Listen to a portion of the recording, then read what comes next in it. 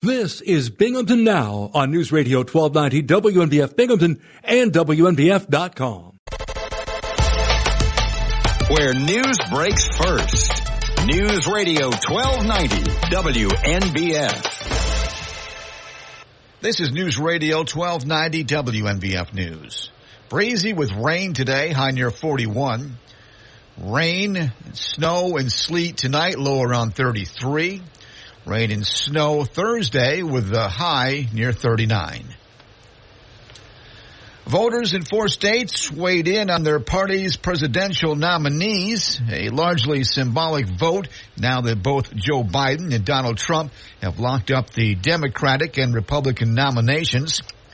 Biden and Trump easily won primaries in Rhode Island, Connecticut, New York, and Wisconsin. Their victories add to their delegates' hauls for their party conventions this summer.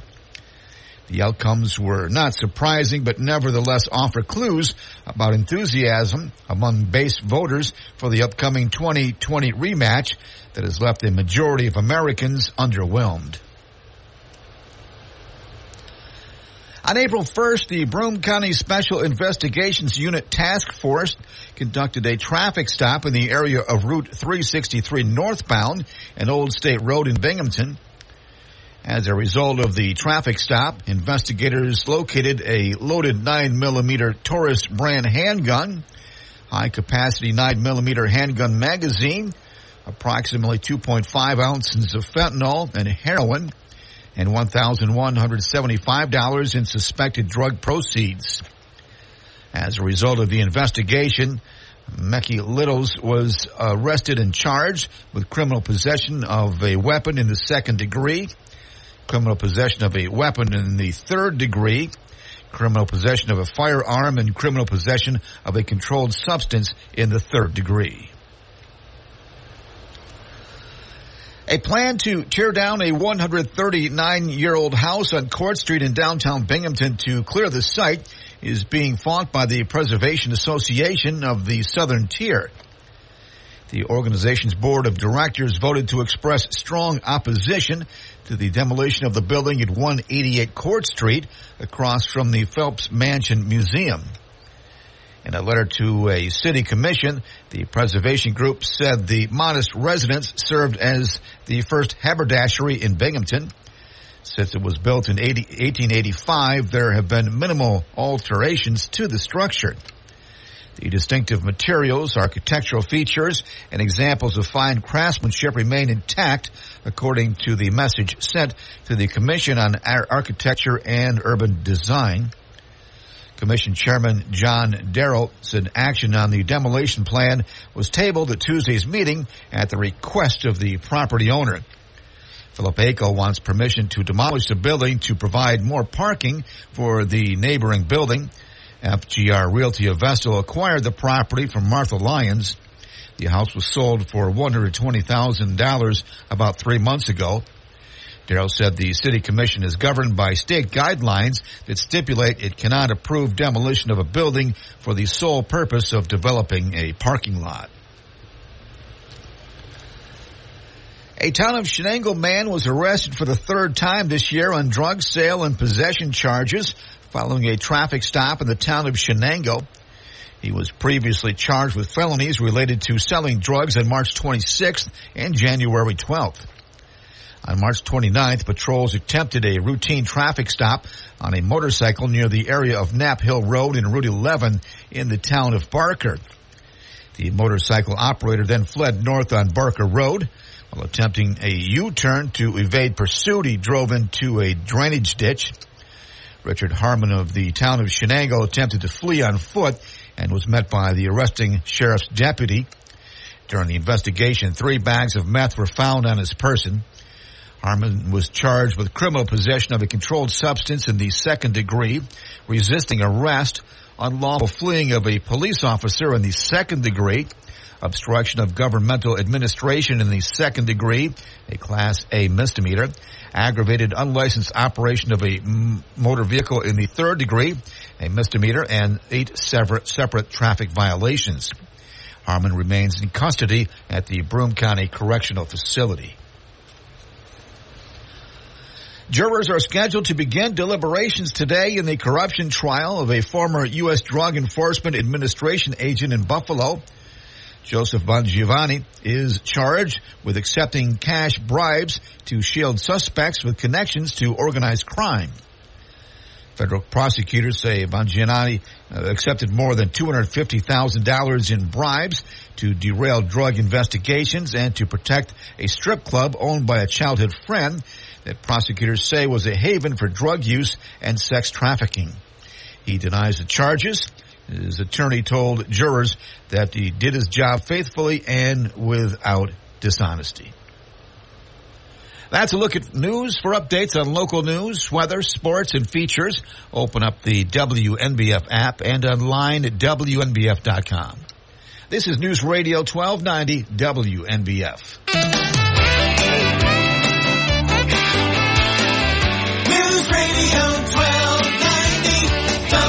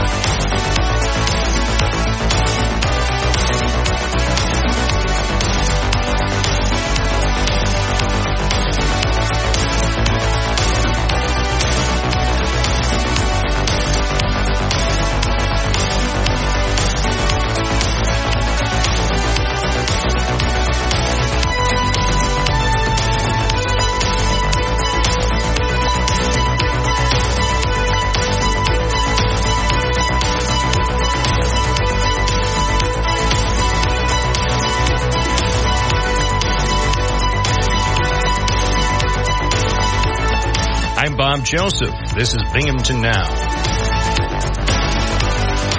Wednesday, April 3rd, 2024. Number to call is 607-772-1290 if you would like to talk on Binghamton Now.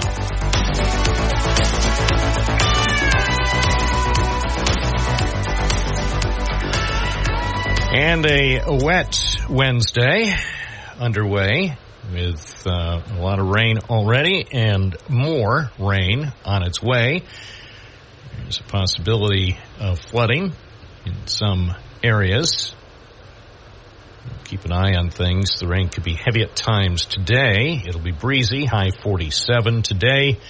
They say another 1/2 to 3/4 of an inch of rain expected. Then a little bit of rain tonight, then rain mixing with sleet, and then rain and snow. Overnight, low 33. Snow and sleet accumulation tonight, less than a 1/2 inch possible. Then tomorrow, as they say, the sun won't come out tomorrow. Cloudy, starting off with snow showers in the morning, then a mix of rain and snow showers late in the morning, and rain showers in the afternoon. The high 39. And Friday, the sun still won't come out. Cloudy, rain and snow, and a high of 40. And right now, outside the sumptuous subterranean studios of WNBF, it's 41. That's 5 Celsius. It's 9:12 WNBF Live. Good morning. You're on the air. What's your first name? Where are you calling from? It's John. Good morning, John. Calling from Binghamton. I've asked this question before on the anniversary of the mass shooting.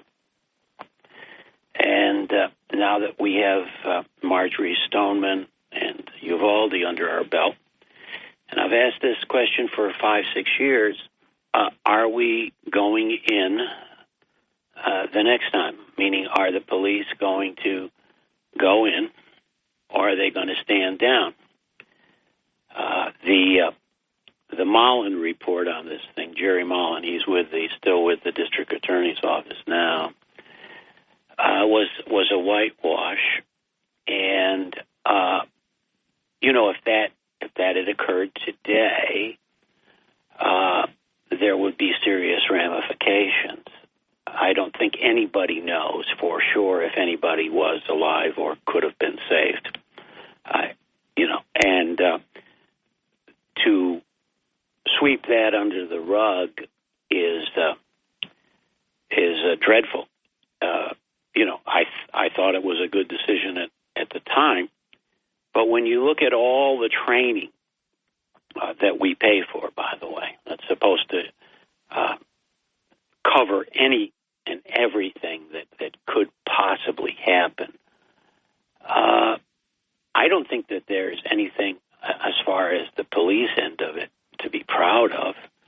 In fact, I think that Gerald Mullen really, as he had done so many times before, became a facilitator of the ineptness and perhaps the negligence of the Binghamton Police Department. So I think it's a good question to throw out, again, in light of Uvalde and Stoneman. Stoneman was where the retired cop was running away, I believe, or the cop that was soon to be retired. And I think this goes to the core of all this controversy that we've had locally about resource officers. Exactly what are the resource officers prepared to do? What would they do in the event of a worst case scenario? Because we have got them embedded now to such a degree, and it's interesting in the discussion with the Vestal School resource officers. They made a decision not to hire retirees there. So I throw that out. We spend a lot of money, a lot of armaments, a lot of all kinds of military gear and equipment. But if people are going to hang outside and not go in to the site of a mass shooting, all that's for naught. So I still think that some accountability is required. Some answers are required, particularly of Gerald Mullen. How did he conduct this study? And I think it's just an example of the good old boy network that's in place here, whether it be at the university or at the healthcare organizations or in the political structure. Was any independent investigation, a state or federal investigation, conducted after April 3rd, 2009? Not that I'm aware of. Do you think there should have been an independent investigation not involving people who have ties with those who were involved in responding to what happened 15 years ago today? Well, absolutely. And again, I thought it was a pretty wise decision, but I didn't Monday morning quarterback Zukoski on it, but again, these things are viewed quite differently now than they were back then, and I don't think that. Let's put it this way: I don't think that you should investigate your high school chums on a matter like this. Well, I agree with anytime anything happens here in the Binghamton area, anything that is highly unusual, it involves whether it's loss of life, serious injury, or questions, and just honest questions about how things were handled. I think there always ought to be independent investigations, and preferably by people outside the area. And I also can understand how some people would say, well, if the state conducts an investigation, that also could be subject to politics and who you know and who's friends and who's enemies with those conducting the investigation. And as much as I know people would probably be outraged, say, if the DOJ or whatever did an investigation. Still, it's the type of thing that probably would have been helpful in case there ever is a next time.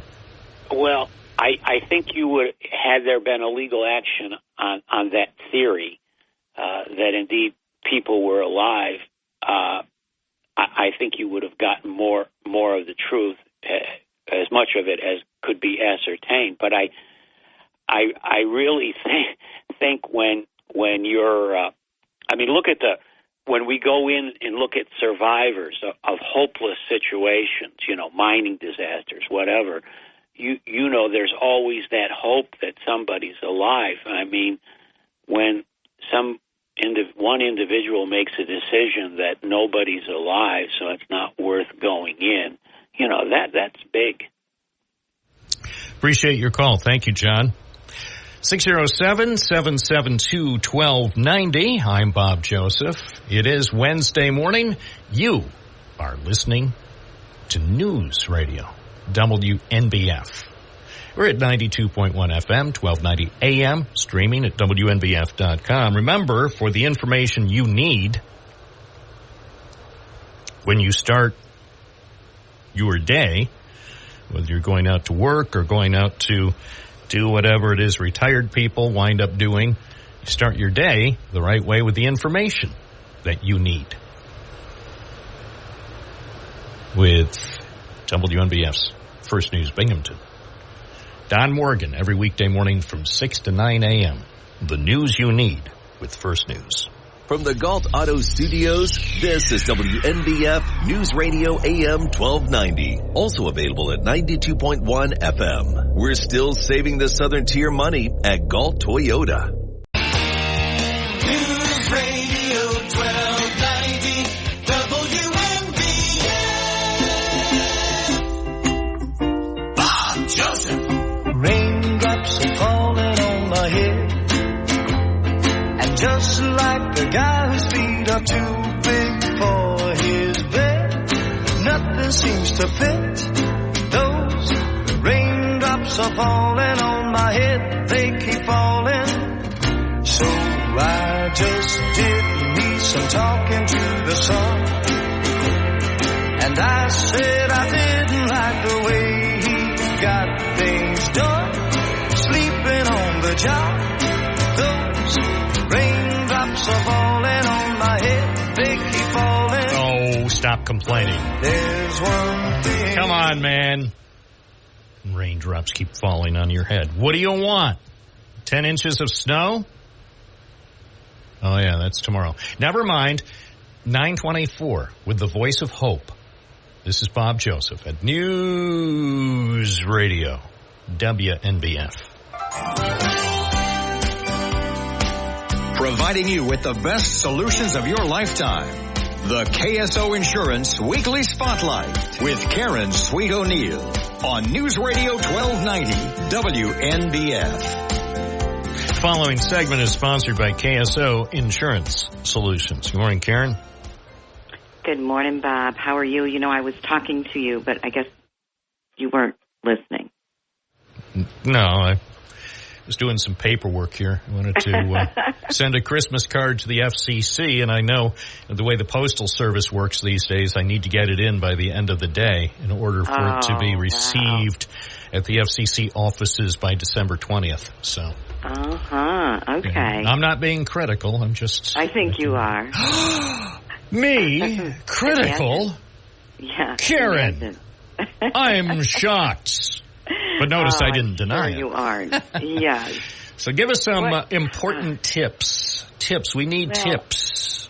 I'll tell you, they had a really good article that I'm going to just piggyback a little bit on it in the Binghamton Press. And basically it was about this retired couple, Judy and Dave Consick. And, the fact that they had, a very prudent life as far as they saved their money. They were both college graduates. Not that that's, means that, you would be wealthy in advance, in your life. But they were smart and had their own business. she was able to raise their 2 children. They traveled. They owned cars, a home. They put their 2 kids through college and saved for retirement. So they thought they were all set, right? He was 84, and she's 83. I shouldn't say he was. He's 84, and she's 83. But then, through a series of health obstacles, he had a stroke, he had surgeries, prostate cancer, and all of these contributed to a depletion of their retirement savings. So much so that she needed to go back to work for a part-time position at $15 an hour. And they said, they never thought they'd be in this situation. And that's why I wanted to talk about this, because it can happen to anybody. And the fact is, Bob, we're living longer. So years and years ago, people they used long-term care, whether it was assisted living, help coming into the home, or nursing home. But they weren't in a situation where they were living into their 90s, and in many cases 100. And as we age, it's just natural that we're going to need some help along the way, whether it's with our ADLs, and those are activities of daily living, or whether we have an incident, we have an accident or an illness. That means that we need to utilize those long-term care services. And if you're not set up properly, or you haven't planned properly for that kind of situation, it can really do such a disservice to your retirement. So what do? Well, the first thing you do is when you are Medicare eligible, which is age 65, you want to basically look at that, and you want to make sure that you have good Medicare coverage, whether that's another supplemental plan besides original Medicare A and B, or whether you go into an Advantage plan, because those types of coverages will certainly help when you're in a healthcare situation. And also, when you're younger, if you're in your 50s or your 60s, you want to start looking at some type of long-term care protection. And whether that be a straight long-term care insurance policy or whether it be a hybrid policy. And those are life insurance contracts with long-term care riders. And we've talked about that before, and we'll continue to talk about that subject, because if you never use your life insurance contract for long-term care, then your beneficiaries will receive the proceeds. And your premiums are guaranteed, and your death benefit is guaranteed. So very important that you can do as much as you can to help yourself. Now, can you buy those kinds of products in your 60s and 70s? Absolutely you can. But it's going to depend on your age and your health and the amount of face amount that you contract for and how much your premium will be. But again, the premiums will be guaranteed. They will not increase. That is not straight long-term care. That is a hybrid product. So what do? I mean, the best thing for you to do is to just make sure that if you don't have that, make sure you're set up properly with your power of attorneys, with your health care proxies, with your will, so you can talk to your attorney or make an appointment with an attorney. And a lot of times you don't even know where to start, and they can guide you through that process. Or, of course, you can always call us, and we can guide you through the process of the Medicare maze and the long-term care and life insurance. We are at 1708 Vestal Parkway East, up above Plato's Closet in Style Encore.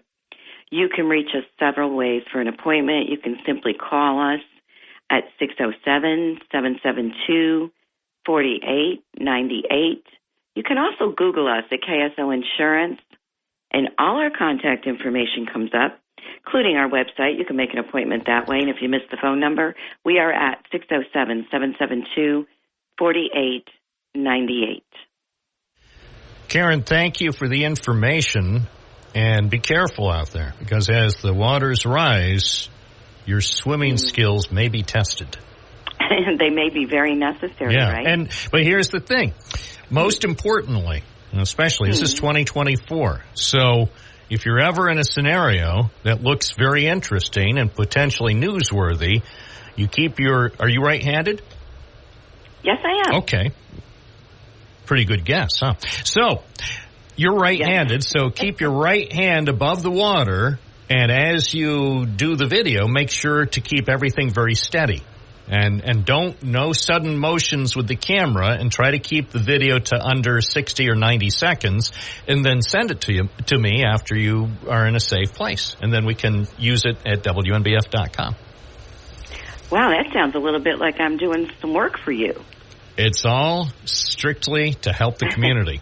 Okay, then. Let's face it, we're not trying to profit off your video. No, that wouldn't be us. Oh, and also when you, in addition to a couple of videos, could you also take some stills? Oh, of course. Oh, for the community. You're not doing it for me, and you're not doing it for WNBF.com. You're doing it because you care about the people of the Twin Tiers. Well, you know what? If that's the way it works, then I certainly will do it. But most importantly, make sure you're safe. Safety is paramount. Are we getting snow, Bob? Yes, we will.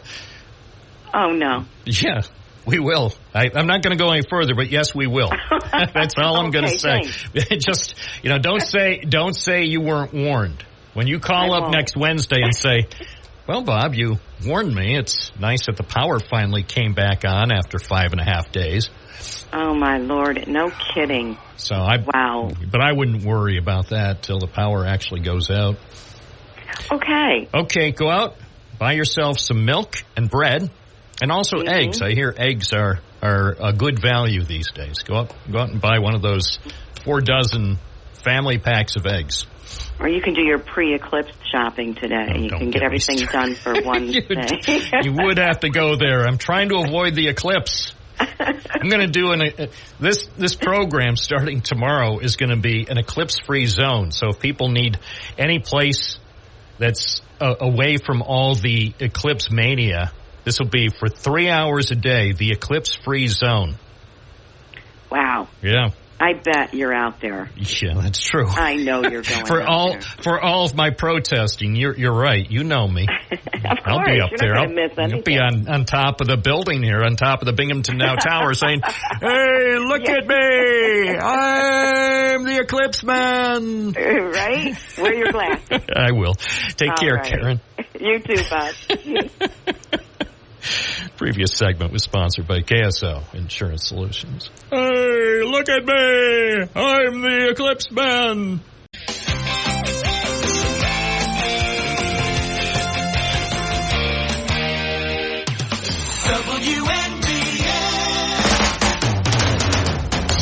WNBF Live at 9:35. Bob Joseph, Binghamton Now.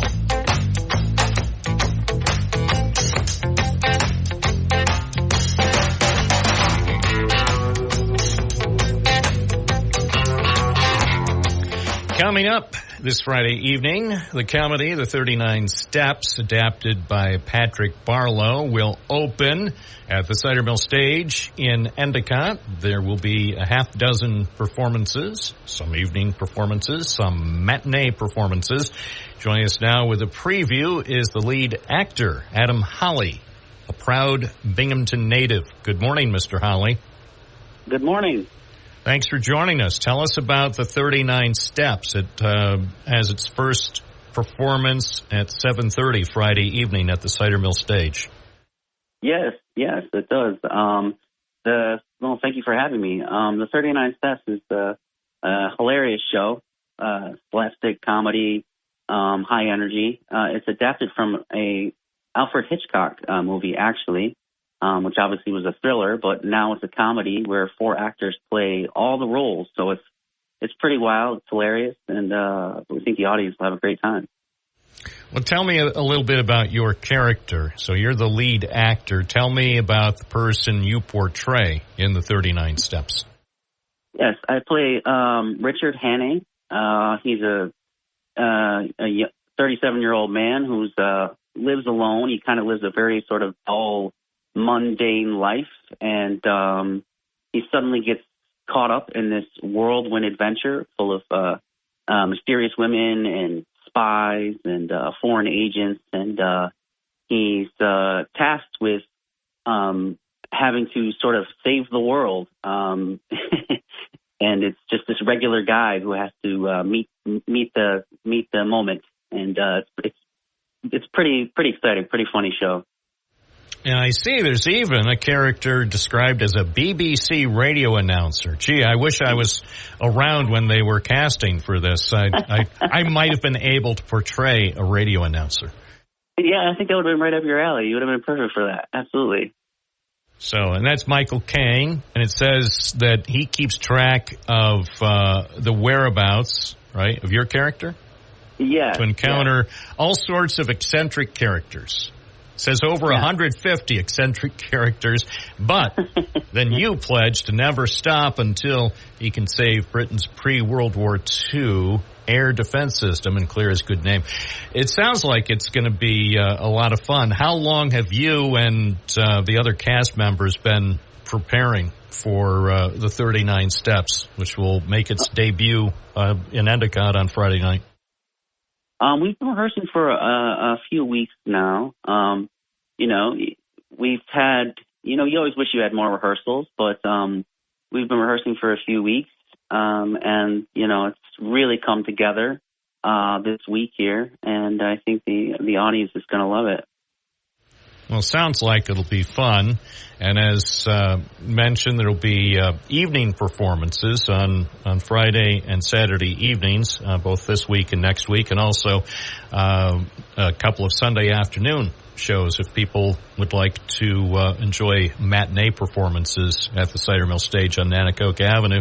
What can people do if they want to obtain tickets for any of the 6 performances? I think the easiest way is to just go on the Cider Mill Stage website, and you can buy your tickets right there, pick out your seats, and that's the easiest way, I would say. All right. How long have you been acting?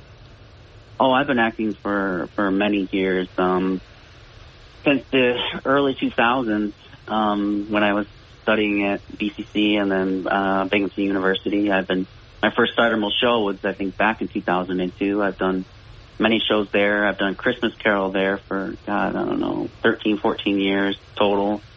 So I've really been involved in the community theater here for quite some time.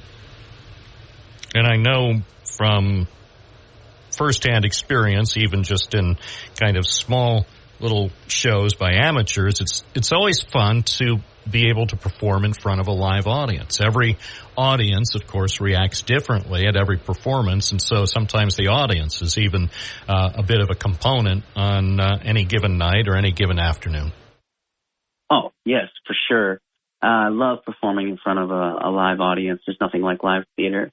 I've been lucky enough to do some film work recently and some television work, which is also a great thrill, but there's nothing like the feeling of a live audience and that connection and interaction you have with them, especially with a comedy. It's just, there's nothing like it. It's such a rush. Adam Howley, I appreciate your joining us today. And as you mentioned, if people want to obtain tickets for the 39 Steps, they can go to the Cider Mill Stage website. You can easily search that out, cidermillstage.com. Get your tickets. First performance will be 7:30 on Friday night. And I wish you and the entire cast and all those who have worked so hard to get to this point all the best over the next couple of weekends.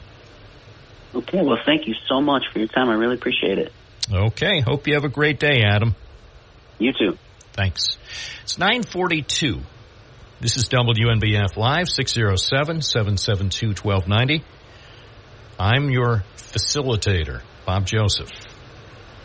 I'll be talking with a number of people over the next 2 hours and 18 minutes. And I might talk with you if you call.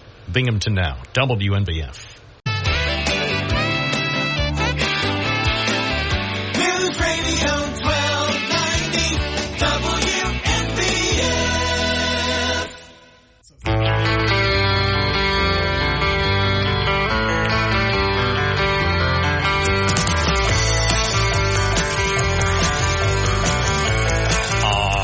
More cowbells, please. 9:45, WNBF Live with Bob Joseph.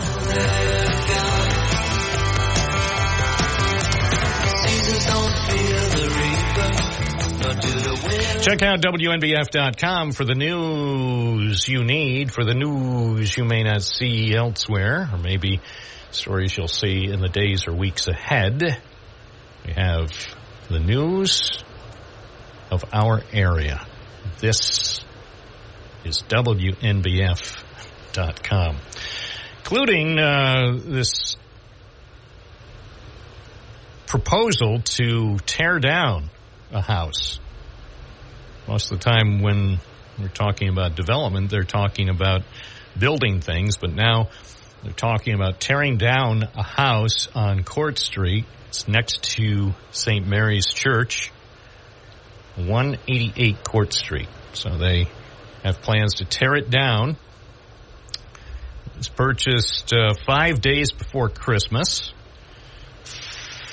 for $120,000, and now the plan is to tear it down for parking. So parking for St. Mary's Church and also for the building next door, which used to be, if you're old enough, you would remember the giant market store next door on Court Street at Court and J. I remember it well when they opened it up, and I said, that is the wave of the future. So first, what they need to do is get permission from Binghamton's Commission on Architecture and Urban Design. So we have a bit of what's going on. That commission did meet yesterday afternoon, but the matter was tabled at the request of the owner. So apparently they didn't want the commission to vote yesterday. So there was no vote on this proposal to tear down that house. The house, according to the Preservation Association of the Southern Tier, was built in 1885, so it's been there for almost 140 years. Roger Luther, the executive director of PAST, sent a letter expressing strong opposition to the demolition of that building, which is across from the Phelps Mansion Museum. In the letter, the preservation group said the modest residence served as the first haberdashery in Binghamton, and now we have none. So, 188 Court Street. You can drive by there. It's, again, near Court and J. If you're trying to figure out where it is, it's right across from the Phelps Mansion Museum. The letter from the Preservation Association said, quote, distinctive materials, architectural features, and examples of fine craftsmanship remain intact. So, I remember when they used to build things like that with distinctive materials and fine craftsmanship, fine Corinthian leather. And now look at what they make. So, anyway, they want to demolish the building. We'll see what happens. I guess the Commission on Architecture and Urban Design may hold a special meeting to vote on whether to give the green light for the demolition. So, more parking coming to downtown Binghamton, probably. It's 9:49 at WNBF. Again, you can take a look at the pictures. I like the picture down at the bottom of the article at WNBF.com. It's a photo of Giant Food Markets Incorporated. That was the first store. They opened that in December 1932. And shortly after, people began to sing, "See You" at the Giant. Remember that? That's whenever I used to go shopping. It would be, "See you at the Giant." Dun, dun, dun, dun. So take a look at the article. And we'll see what happens. There aren't many houses left on Court Street. I've seen a couple of them. Remember that one couple blocks away? That one was heavily damaged by fire. Ironically, that's where shortly after that fire in that house on Court Street, the other side of Court Street, they built the fire station next door. I always thought, wonder what would have happened when that fire broke out at that Court Street house if the fire station had already been there. They could probably have walked over and just extinguished it, and damage would have been minimal. But fire station hadn't been completed yet. It's 9:50. WNBF Live. I'm Bob Joseph. This is News Radio 1290 AM, WNBF Binghamton. Now on 92.1 FM, W221 EJ Binghamton, a Town Square media station. 9:53 WNBF Live. The program everyone must listen to if they want to know what's going on around here. Gary from the West Side, you're on the air. Hey, Bob. You know, I heard some of the bumper music that you play. I've never heard you play Frank Zappa. I know he's not a popular guy, but he's got a song or two that you could... You ever hear the Muffin Man?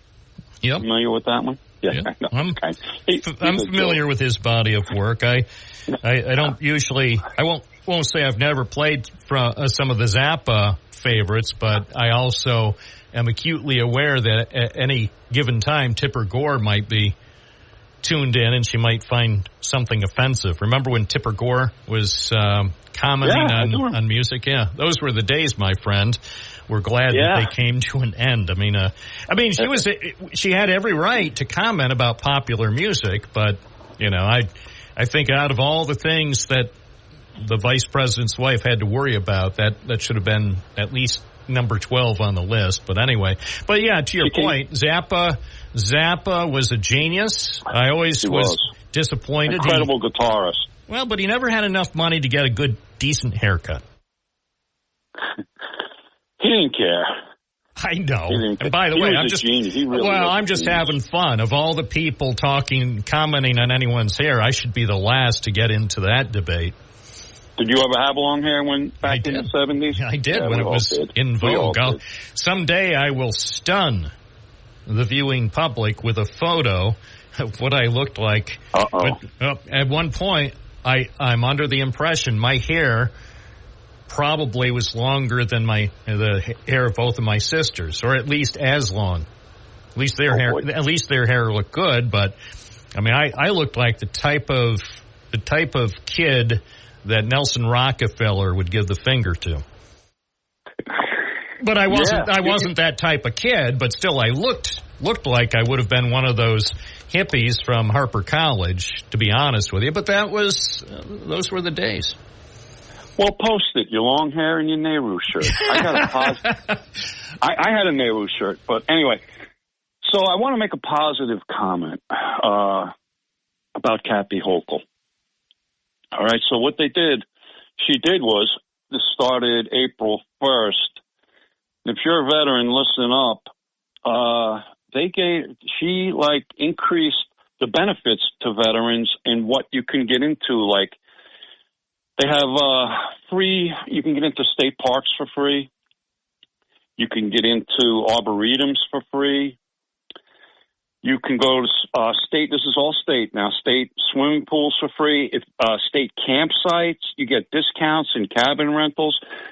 But one of the best things that she did was you can play golf on a state golf course for free. That means the one that we have here, right here in Broome County, Shenango Valley State Park, if you're a veteran and you have the veteran listing on your license, you can play golf for free. You got to pay for the cart, but if you walk, it's for free. And I think that's fantastic. Why do you have to pay for the cart? That's just part of the deal, I guess. You know, you get the free greens fee. So, yeah, well, I'll tell you what. That's good that she went that far, but I'm saying she ought to take it a step further. And for veterans who are playing golf for free at state parks, waive all the fees. Why not just say your opportunity to play golf at this state park is totally free because we thank you for your service to this state? It seems like it's the least we can do to show our appreciation. So, makes it sound like she's trying to get some cheap brownie points from veterans groups, and yet she won't go all the way. She got mine. Well, She got my brownie points. Yeah. Well, I commend her for it's a start. And but now you're right. You make a point. I mean, how much could it possibly cost the state? The state has, a $300 billion annual budget. So over the course of the year, if every a veteran who golfs one round at a state park, how much would it really cost, really? Well, I would like Broome County to join in with that, I too. agree. That would And be nice, what about you know? Tioga County? Sure. What about Susquehanna Sullivan County? Every county. Susquehanna County. All yes. counties. And the city of Binghamton. Why doesn't the city of Binghamton do that up at Ely Park? That's a good point. That would be a nice thing to do. What about I agree. what about Broome County Enjoy? Veterans golf free. Right. Well, they have a discount now, but they only give you four times, right? So you can use the discount 4 times, which I do every year. Yeah, I think that's okay. I mean, I know some. Yeah, well, why not make it for free? Like always?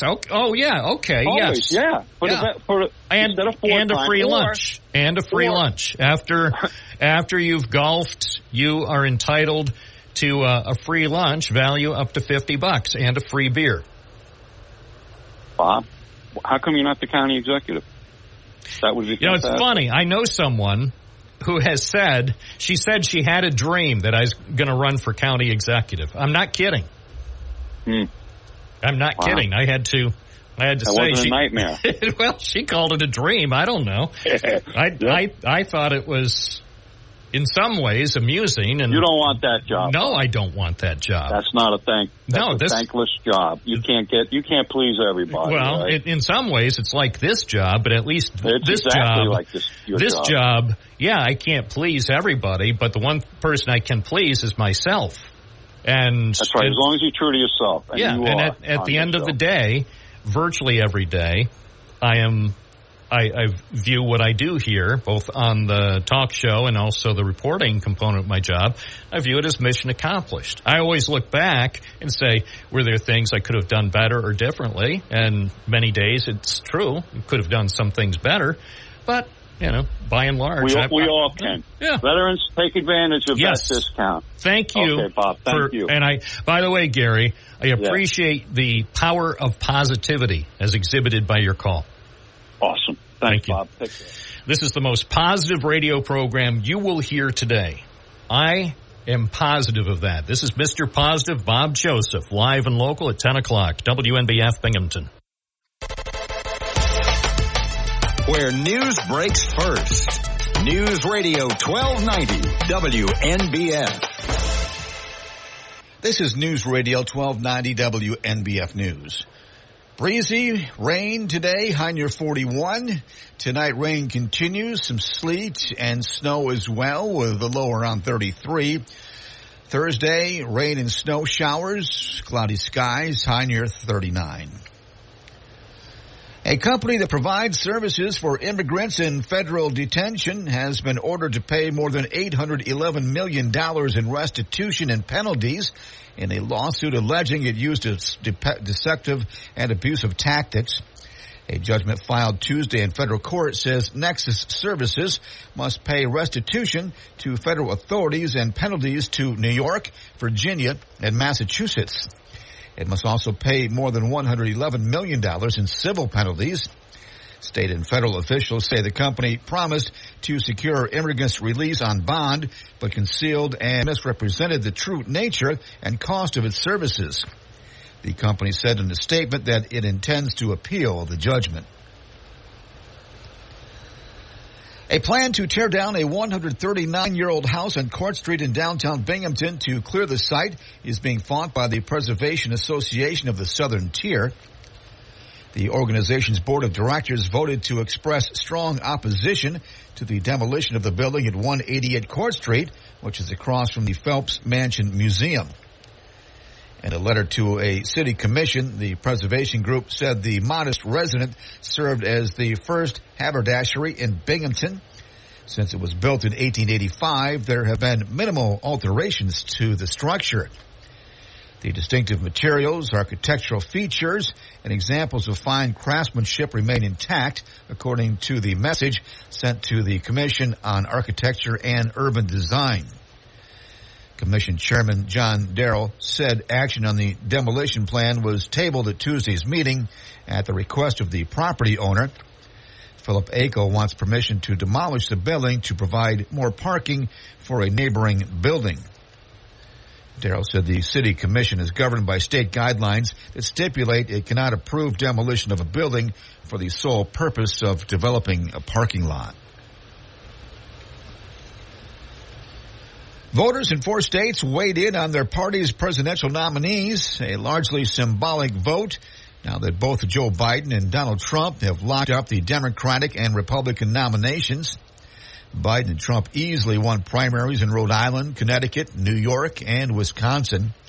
Their victories add to their delegate hauls for their party conventions this summer. The outcomes were not surprising, but nevertheless offer clues about enthusiasm among base voters for the upcoming 2020 rematch that has left a majority of Americans underwhelmed. A 2-year resurfacing project on Route 17 in the town of Owego is getting underway this week. While the first phase of the construction job is underway, Route 17 traffic will be reduced to a single lane in each direction. For the next several months, all vehicles will use what are normally the eastbound lanes of the highway, while resurfacing is being done on the westbound lanes. Westbound exit 66, which provides access to Appalachian and Campville, will be closed for about 7 months. Drivers who normally would use that exit will be directed to the Endicott-Vestal interchange, which is exit 67, or the Owego interchange, exit 65. Preparation of the work zone started last December with the construction of crossover lanes at both ends of the project area. Emergency pull-offs also have been built for drivers who encounter mechanical problems or other issues. Normal traffic patterns will return at the end of the construction season. Route 17's eastbound lanes are to be resurfaced next year.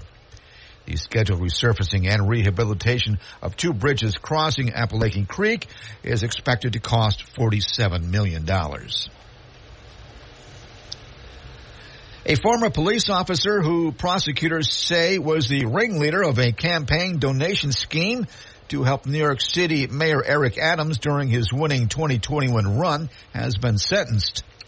Manhattan District Attorney Alvin Bragg's office confirmed Tuesday that Dwayne Montgomery received 200 hours of community service and was prohibited from hosting political fundraisers or soliciting contributions on behalf of any campaign for a year. Prosecutors say he orchestrated more than 24 straw donations and helped organize fundraisers for Adams. Montgomery's lawyer and spokespersons for Adams didn't immediately comment on Tuesday. That's a look at news. For updates on local news, weather, sports, and features, open up the WNBF app and online at WNBF.com. This is News Radio 1290 WNBF.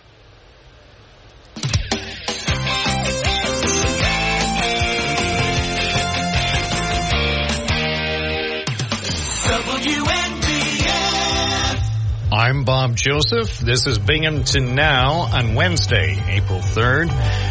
As we continue, we'll be taking more phone calls at 607-772-1290.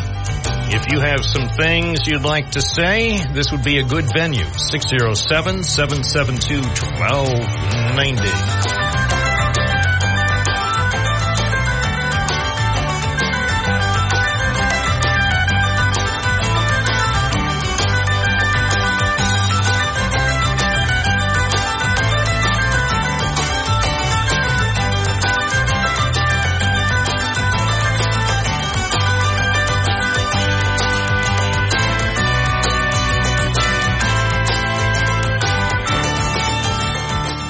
More positive information for you from Positive Radio, WNBF. I'm positive that soon the work will get underway for resurfacing a section of Route 17 in the Appalachian area.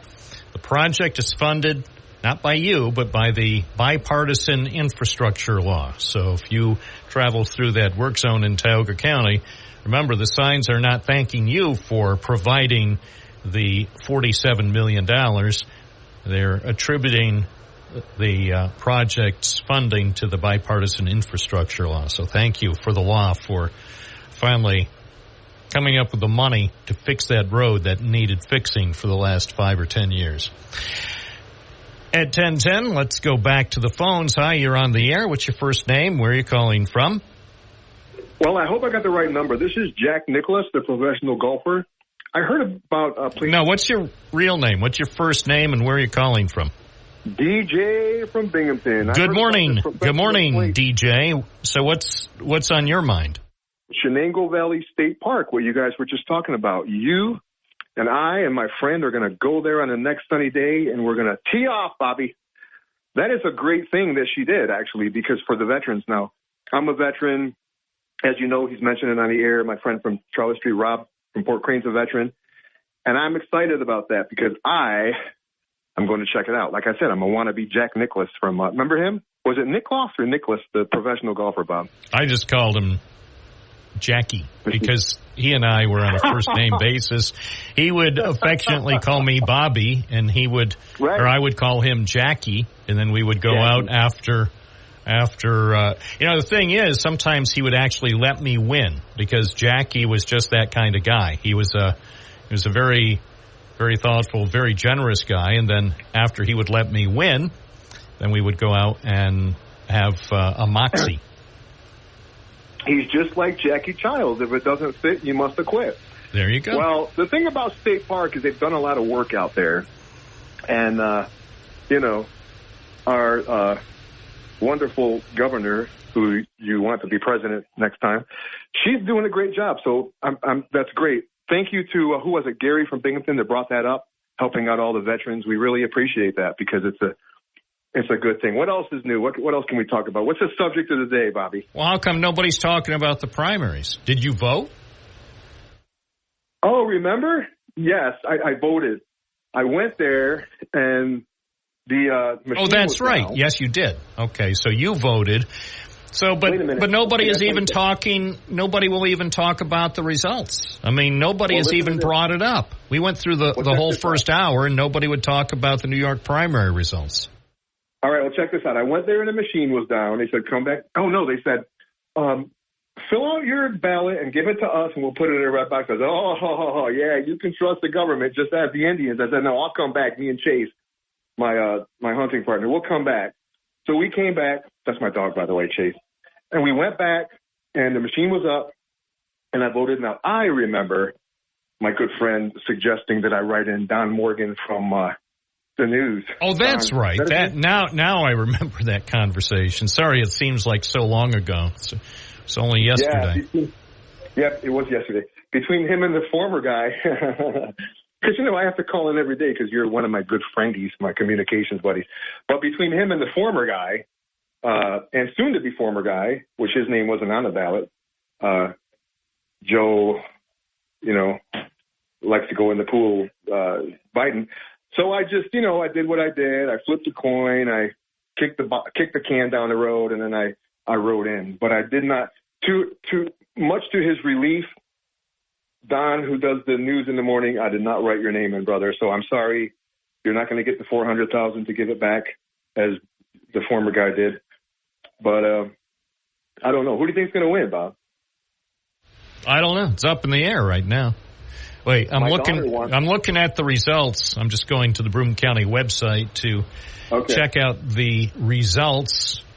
So these are the official results. First of all, for Democrats, who,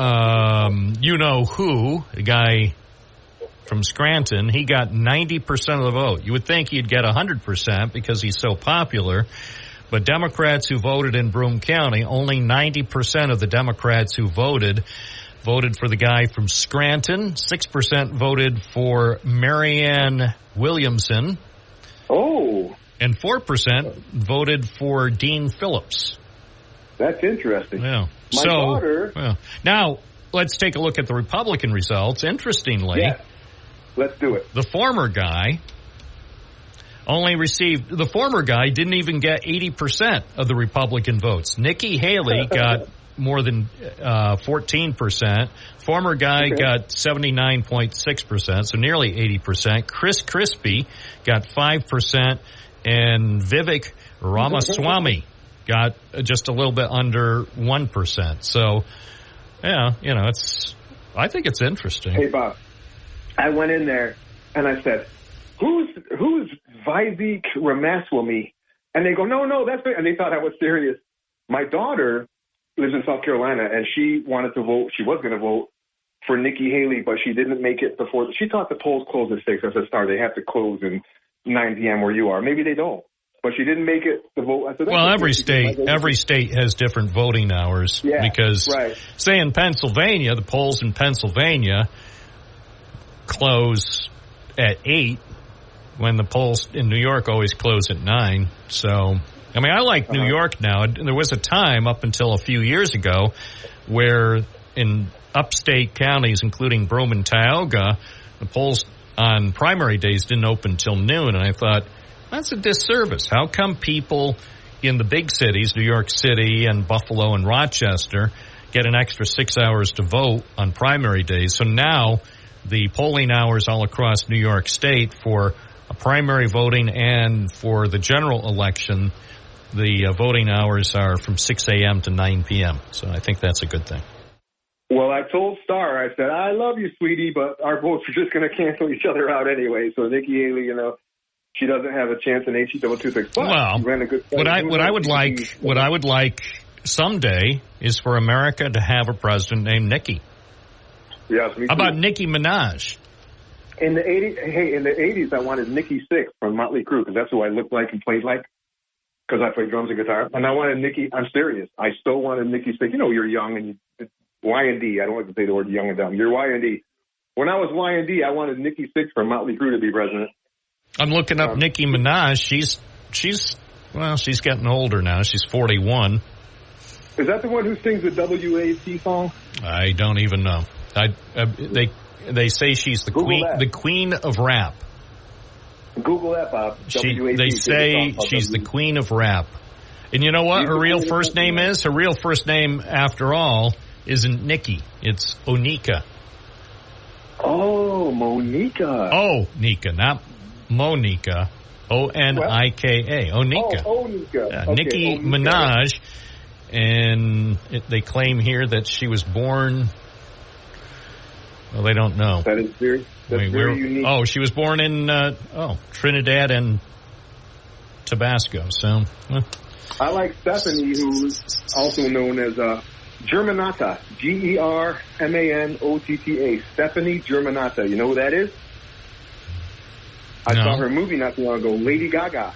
Oh, really? Okay. What about Taylor Swift? I heard that the current guy wants to tell the current vice president to go back to California, and he wants to run with Taylor Swift as his vice presidential candidate. That would guarantee that he would get a second term. If he can somehow convince Kamala Harris to go back to California to fix up that state and then have Taylor Swift as his running mate in November, he'll win by more than 20 million votes. I would say all the girls and women would definitely vote for that ticket. Yes. I think you're right. And I heard something else. I could top that. This is true. This is true because I saw it on the internet, on Al Gore's internet. Check this out. The future former guy legally went to the Supreme Court. He went to see the Supremes sing and dance, and he put an R in Taylor Swift's name. So now it's Trailer Swift legally. All right. Well, now we know. That's the story from Binghamton, making contemporary news. It's 10:19. More calls are coming at you at 607-772-1290. From the Galt Auto Studios, this is WNBF News Radio AM 1290. Also available at 92.1 FM. We sell the ultimate driving machine at Galt BMW.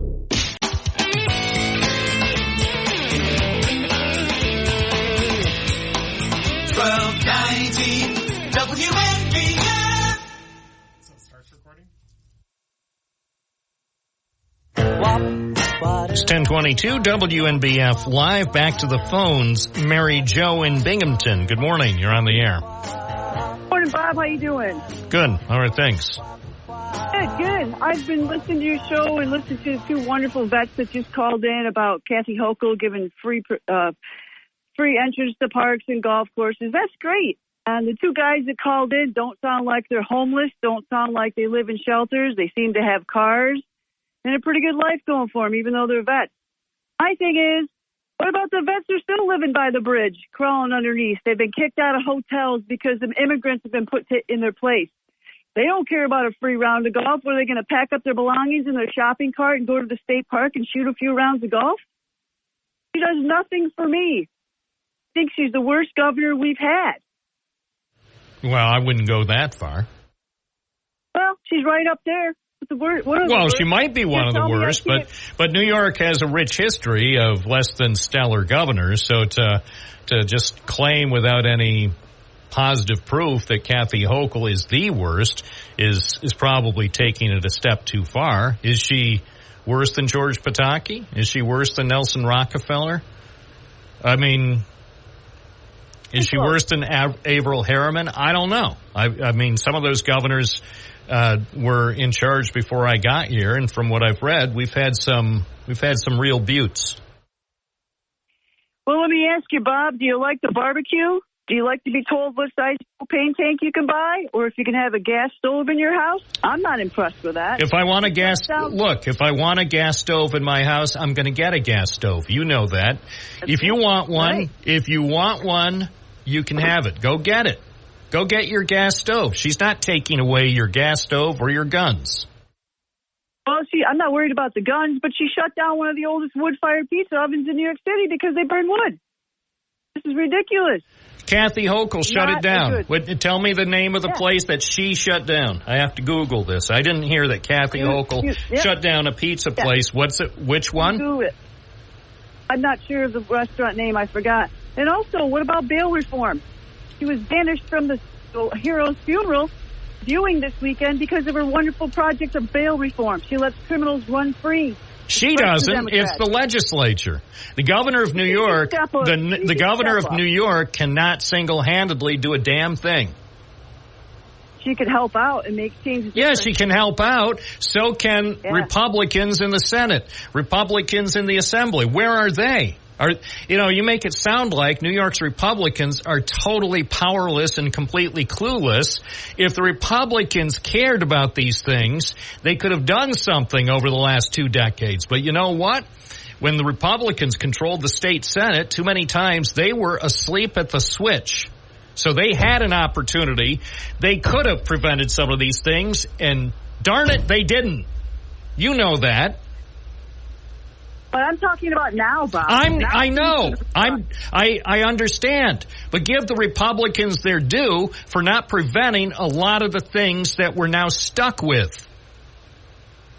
So if the Republicans if the Republicans in New York State who controlled the Senate for decades had actually had a little gumption, a lot of the things you're complaining about right now wouldn't have transpired. I understand right now the Senate and the Assembly and the governor are all in Democratic hands. I can't do a thing about it. I didn't say it's good, but for the moment that's the will of the people. But for Republicans now to, just curl up in a corner and play dead, Republicans haven't elected anyone to a statewide office in New York in more than 2 decades. So don't blame the Democrats for all the problems. Blame the Republicans for not getting their act together and coming up with candidates that can succeed. I tend to disagree, but that's okay, Bob. But you shrug it off as though there's nothing you can do. That's a defeatist attitude, and with that kind of attitude, what you're seeing now with Hochul and the Democratic-controlled legislature, it'll only get worse. You ought to be like John Belushi and saying, it's not over till we say it's over. But it sounds like too many New York Republicans are curled up in their little corner and saying, oh, they beat us, and so all we're going to do is throw spitballs at them about crime rates and about them taking away our gas ovens and our wood-fired pizza ovens. I mean, get some good candidate. Recruit a good candidate to go up against Kathy Hochul the next time, and also get some more Republicans elected in upstate districts and regain control of the Senate. It's the least the Republicans can do. We had a good candidate run against Hochul, but the problem was everyone downstate. Who was that great candidate? Who? Who? You know who it is. Refresh my memory, because it couldn't have been that great a candidate because the Republican lost again. Why? Time after time after time over the past two decades, why can't the Republicans find anyone to defeat a Democratic candidate for governor, or anyone to defeat Chuck Schumer? These people are perfectly beatable with a good candidate. Same with president too. So we'll see what happens. Yeah, stay tuned for that. But again, New York Republicans, they are great. This is an observation. New York Republicans are great at complaining, but they aren't great at acknowledging that they have blown so many opportunities. And that, I believe, is the source of our problem today. I appreciate your call. But it's just a thought, It's my theory. If Republicans would recruit some electable candidates, New York State could be great again. It's 1029. You're listening to Binghamton Now, WNBF. News Radio 1290, WNBF. So it starts recording? This is April 3rd, 2024. Exactly 15 years ago, on April 3rd, 2009, at about this time, 10:33 a.m., Matthew Ryan, who was the mayor of Binghamton, received a very devastating phone call. And Matthew Ryan joins us now live in the studio. Tell us what you were advised almost to this minute, 15 years ago on a Friday morning. Well, actually, I had just come in from an off-site meeting, and I was actually in the basement parking my car, and all of a sudden, I think it was, I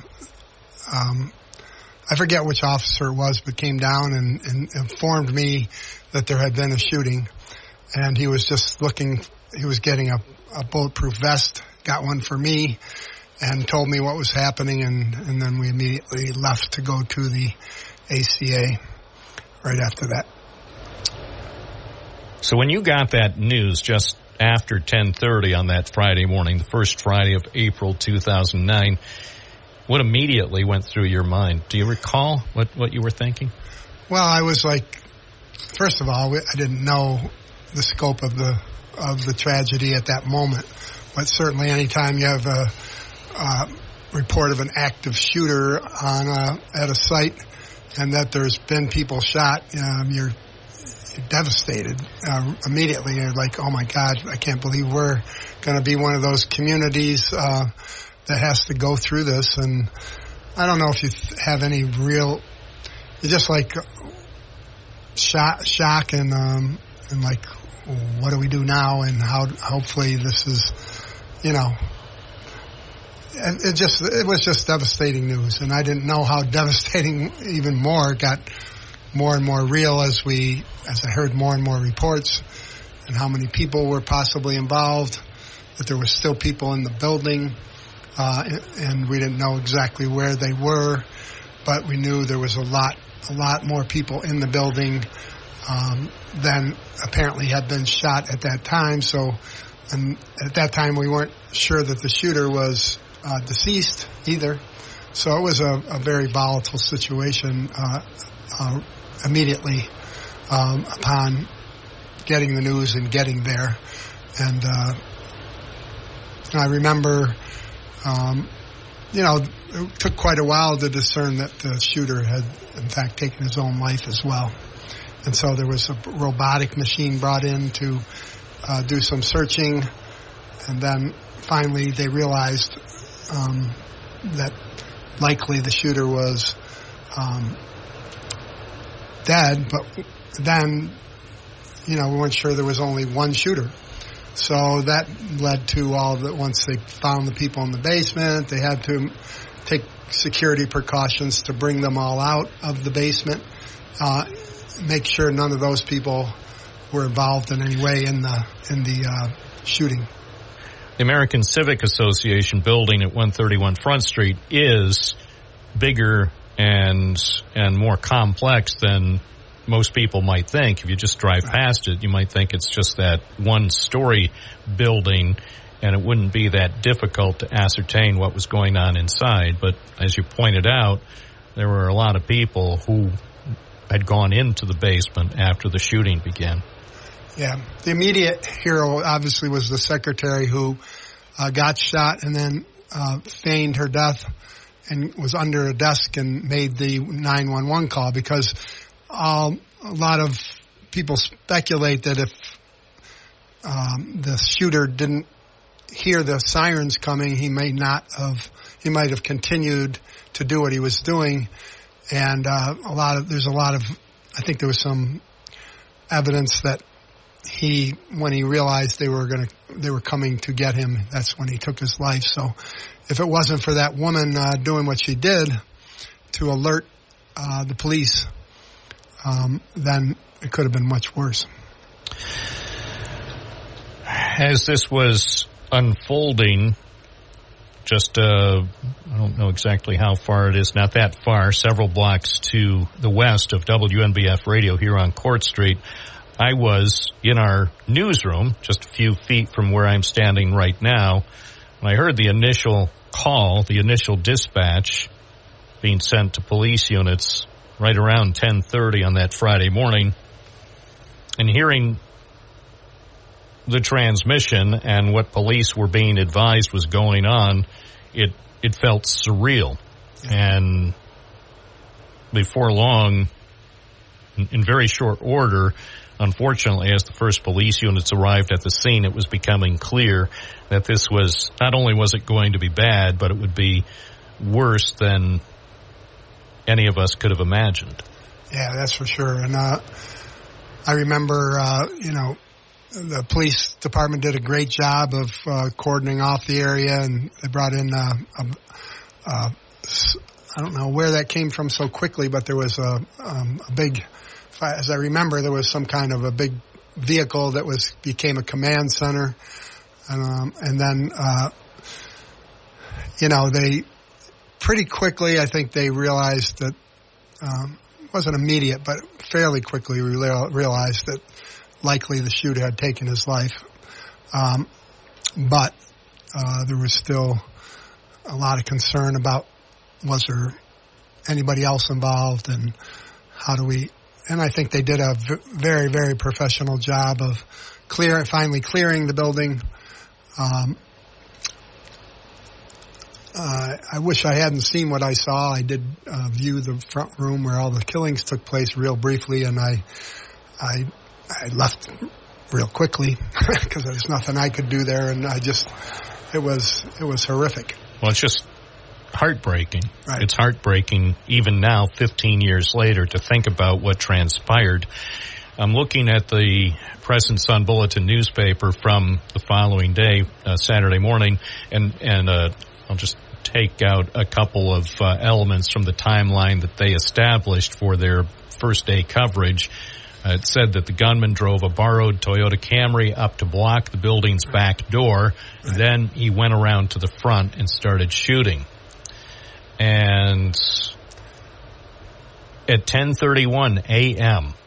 on that day, 10:31 on that Friday morning, a 911 line rang at the Broome County Emergency Dispatch Center in the town of Dickinson. The caller said she had been shot by a man with a handgun, and that people in the building were hostages. And that receptionist told police she heard several more shots.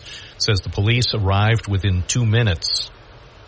Right. And guns drawn, they banged on doors of the neighboring homes and businesses and got people who were in the surrounding neighborhood out of there. And there's more to it, obviously, as time went on. I remember, of course, very soon after the police were dispatched and they sealed off that neighborhood near Binghamton High School, because it's just around a corner from the Binghamton High School, I went on the air, we interrupted the talk show, and gave people at least the initial word that there was a police operation, police activity in the area of the American Civic Association on Front Street, and to avoid that part of Binghamton, stay away. And many people did. Inevitably, of course, some people came to that area. I mean, the immediate area around the ACA building was sealed off, but a lot of people, of course, were inclined to try to see what they could see, even if they were being kept at a distance. And I know the first information actually from the scene that we got was from you at 11:04 that morning. After the ABC News at 11:04, our local news started, and I was speaking with you on the phone, and you gave the initial overview of what apparently was happening, even as sirens continued to squeal in the background as more emergency units were racing to the scene. Yeah, it was, quite frankly, it was such a blur. How did we end up talking? I don't remember how did I. I don't recall if you called me first or if I called you. I honestly don't recall how we connected and how we connected so quickly, because again, as the newspaper timeline indicates, that first 911 call came in at 10:31. You were notified about 2 minutes later, right? And so you went right over. I think I remember now is that that I wanted to make sure that we got information out there as much as possible, and so that I think I decided to call you to because I knew a lot of people listened to your show, and I knew that it would be important to keep people informed. I think that's why I did call you. Yeah. Well, and on a regular basis anyway, say in previous issues, say when there were snowstorms or perhaps other weather-related emergencies or road closures, you did routinely call the newsroom because we had an active newsroom and we were almost always staffed during the daytime, and we could go on instantly. Right. And I have to say, that was then 15 years ago, and here we are in 2024. We're still positioned to be able to do real live coverage of breaking news in real time, and I'm grateful we still have that capability because we never know. I mean, whether it could be flooding or infrastructure issues or whatever, where people need fast information and reliable information, we're in a position to relay that. One of the other things that we did quite quickly is we started simulcasting what WNBF was doing with our 4 other stations. Right. So we were able to provide that coverage even for our stations that otherwise had other programming, whether it was sports or various music formats. Right. So we were able to let so many people know what we could. And look, it was, as I've said with breaking news, things happen fast, and information is constantly being updated. I will say, I was glad that you were accessible and in a position to update us, because I'm sure after that initial call or the initial conversation we had on the air at 11:04, I'm sure I talked to you at least 2 or 3 more times before noon. Yeah, that's true. Flashing back to that time, in case some of your listeners don't know the whole background, there was a man from Vietnam who had been here for some time, and he had actually gone to some classes at the ACA. The investigation eventually showed that he wasn't necessarily out. He had mental health problems. We found out after the fact. But he wasn't necessarily targeting the ACA at first that day. He actually went to social services, which is speculated that he had more of a beef with social services because of some beef he had with them than he had with ACA. But he was in a psychotic state. He had planned to do something and just continued on and put his car, which is very close to the social service building, is right across from the high school, put his car behind so nobody could leave, and then went around front and entered and committed this horrible atrocity, really. And we know, several days later, I believe News 10 Now, the Time Warner cable channel in Syracuse, received a letter that he apparently had put in the mail shortly before the tragic shooting. And in a handwritten note, he expressed some of the reasons or some of his thoughts for what had brought him to such a terrible state. And, you look back on that, and sometimes you wonder, and even today we wonder, why we can't provide better help for people who are in the middle of a mental health crisis. I will say, things have improved. Say here in Binghamton now, on a regular basis, every day there are mental health people who are available to assist the police and go to scenes and to help at least start a dialogue if someone is experiencing a mental health crisis and potentially going to harm him or herself or harm others. And they're in a position now with this the crisis unit with so many people who have helped out to diffuse situations that could have turned very bad. We can even go further than we're doing, and I hope we do someday. City of Ithaca is a model in that way. They have a whole team of people that know every person that has mental health issues that's on their streets and regularly reaches out to them and helps them. Most of them, let's pray that most are not going to ever commit atrocity like this, but, they do get in trouble, and I think that's the better way to deal with it. I think it takes pressure off the police to bring in people that know how to deal with people that might be in a crisis, and I think that's a great thing. I'd like to talk a little bit about the amazing response from every level of government, from the federal down to state to local, county, local. It was really an amazing response from our community. First of all, we wanted to send out the message. I talked with Donald Lepardo and all elected officials and Senator Libous, I think it was at the time, right? And we really wanted to make sure that people knew that this was not what our community was about. This was actions of a mentally ill person who had some delusional things going on about who was responsible for his lot in life, and maybe some of them were true, but the way he dealt with them obviously was not the way a normal, sane person would deal with them. However, afterwards, we found out that the Vietnamese don't like to admit mental illness in their families. And so that's something that came out of this whole thing, and I'm hopeful that made the mental health professionals around here realize that they need to reach out and realize how to reach out to immigrant communities to deal with mental health problems, as well as the traditional local folks that are been, or indigenous to the area. Then there was just such a response. We had to. There was people, I think it was from 7 different countries that were killed.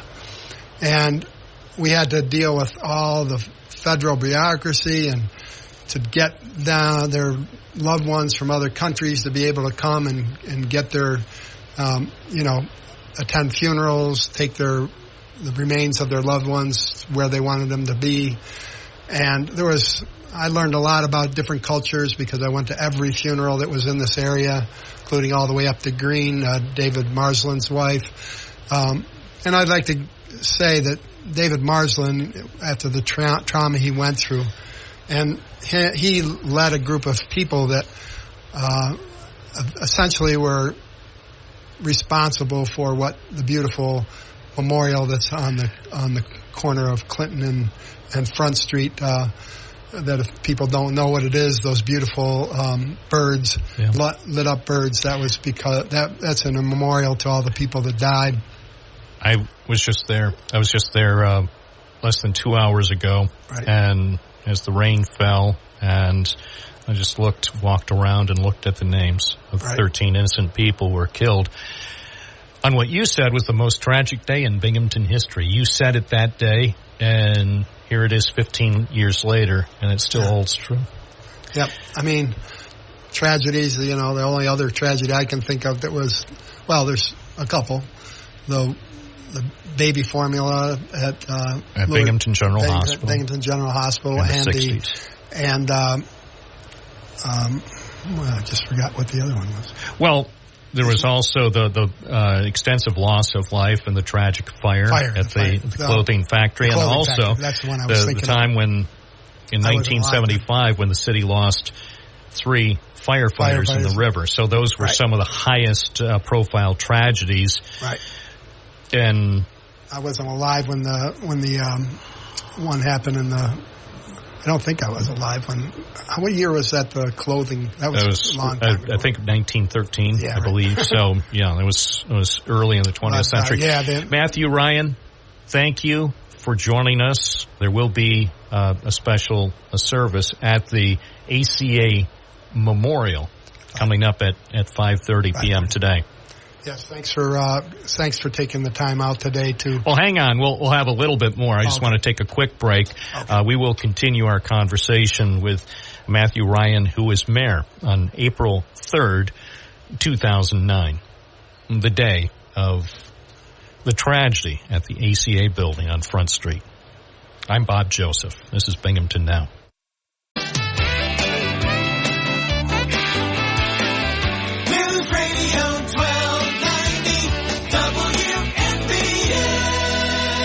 On this Wednesday morning, April 3rd, 2024, we're speaking with former Binghamton Mayor Matthew Ryan, who's with us in the studio. As you know, over the years, people have sometimes asked questions about the police response. Do you think if something like this happened again in Binghamton, that there might be a different response by the city police? I think they did a great job that day. I don't think there's anything more they could have done. I guess there's maybe the SWAT team was there. Everybody was there. I don't know what more they could do. This is a thing you hope never happens, and you don't have any most of the times when things like this happen, you don't have any notice. So I don't think this response would be very much different today. Like you said, they were there in 2 minutes. That's pretty quick. But I think some of the things that subsequent to that attack and all over the country, there's more buildings that have security in them to try to prevent somebody from coming in the first place. So that's good. We see presence at the synagogues on Front Street often to protect people because there's been a lot of anti-Semitic rhetoric and threats. They have special coverage there. So I think what we should talk about a little bit is what great work the ACA people do day in and day out.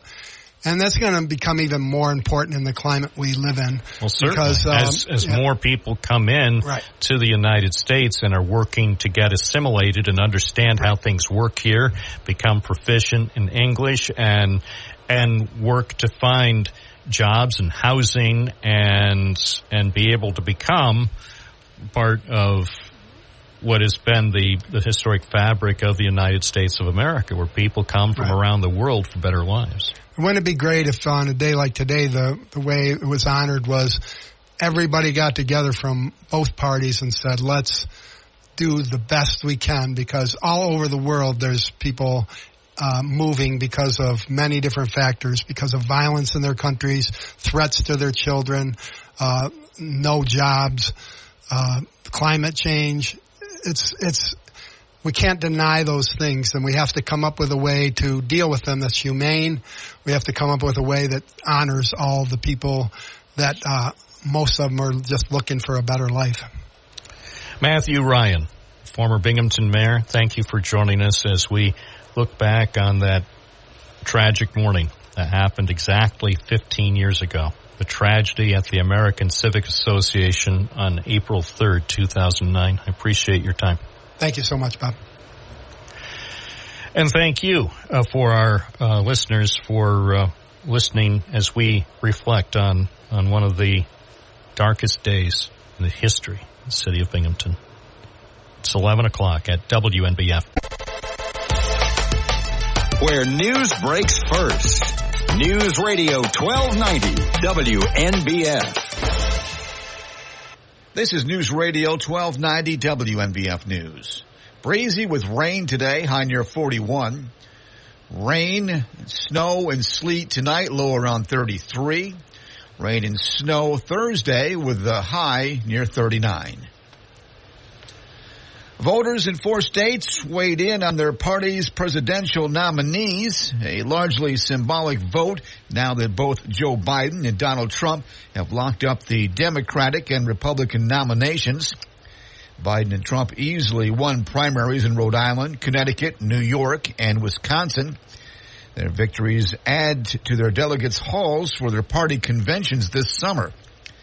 The outcomes were not surprising, but nevertheless offer clues about enthusiasm among base voters for the upcoming 2020 rematch that has left a majority of Americans underwhelmed. On April 1st, the Broome County Special Investigations Unit Task Force conducted a traffic stop in the area of Route 363 northbound and Old State Road in Binghamton. As a result of the traffic stop, investigators located a loaded 9mm Taurus brand handgun, high-capacity 9mm handgun magazine, approximately 2.5 ounces of fentanyl and heroin, and $1,175 in suspected drug proceeds. As a result of the investigation, Mecky Littles was arrested and charged with criminal possession of a weapon in the 2nd degree, criminal possession of a weapon in the 3rd degree, criminal possession of a firearm, and criminal possession of a controlled substance in the 3rd degree. A plan to tear down a 139-year-old house on Court Street in downtown Binghamton to clear the site is being fought by the Preservation Association of the Southern Tier. The organization's board of directors voted to express strong opposition to the demolition of the building at 188 Court Street across from the Phelps Mansion Museum. In a letter to a city commission, the preservation group said the modest residence served as the first haberdashery in Binghamton. Since it was built in 1885, there have been minimal alterations to the structure. The distinctive materials, architectural features, and examples of fine craftsmanship remain intact, according to the message sent to the Commission on Architecture and Urban Design. Commission Chairman John Darrell said action on the demolition plan was tabled at Tuesday's meeting at the request of the property owner. Philip Aco wants permission to demolish the building to provide more parking for the neighboring building.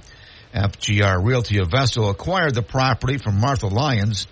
The house was sold for $120,000 about 3 months ago.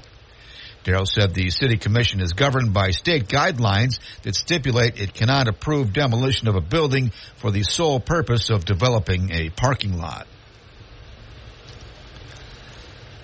A Town of Shenango man was arrested for the 3rd time this year on drug sale and possession charges following a traffic stop in the town of Shenango.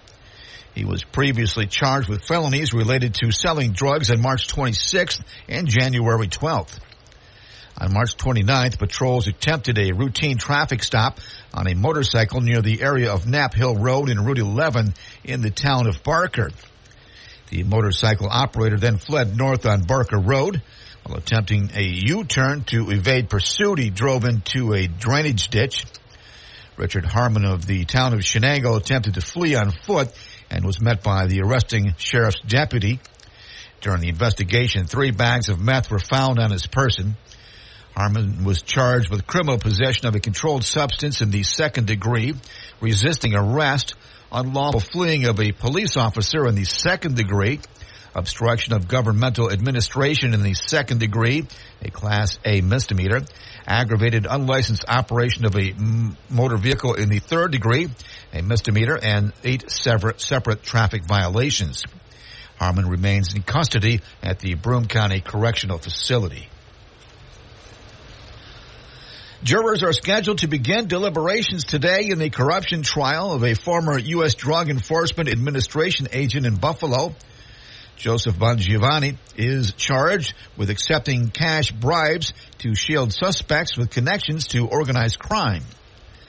Federal prosecutors say Bongiovanni accepted more than $250,000 in bribes to derail drug investigations and to protect a strip club owned by a childhood friend that prosecutors say was a haven for drug use and sex trafficking. He denies the charges. His attorney told jurors that he did his job faithfully and without dishonesty. That's a look at news. For updates on local news, weather, sports, and features, open up the WNBF app and online at WNBF.com. This is News Radio 1290 WNBF.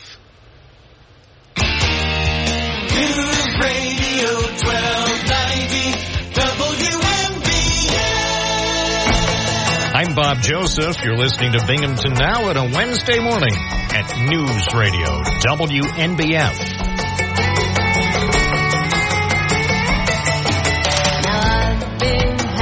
Lately, thinking about the good things to come, and I believe it could be something good has begun. I've been smiling lately, dreaming about the world is wide, and I believe it could be something good's bound to come. For out on the edge of darkness, there are the peace tales. Come take me home again. Good morning, and thank you for joining us. I'm here till noon, so we'll take some phone calls if you have thoughts about things that are going on in Binghamton and beyond.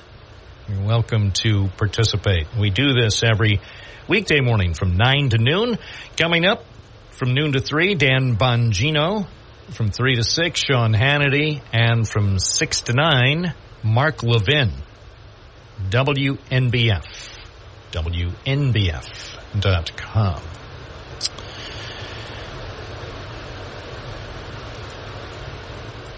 So, yes, on WNBF.com, we have photos that prove that investing in America is a good thing, according to the photo on Route 17, because somebody finally sent a memo to the people in charge of New York State's highways, and it occurred to them that, well, instead of patching and sealing and patching that stretch of Route 17 many, many, many times over the course of a typical year, why don't we do something novel and resurface the whole thing, since we're getting complaints from people tired of driving over what feels like a moonscape. So, yes, they have spent, I guess they've been working on setting this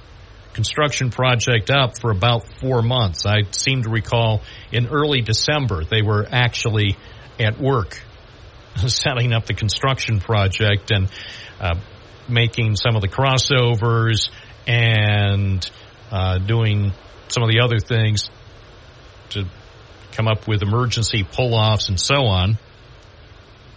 So, yeah, about 4 months in the making.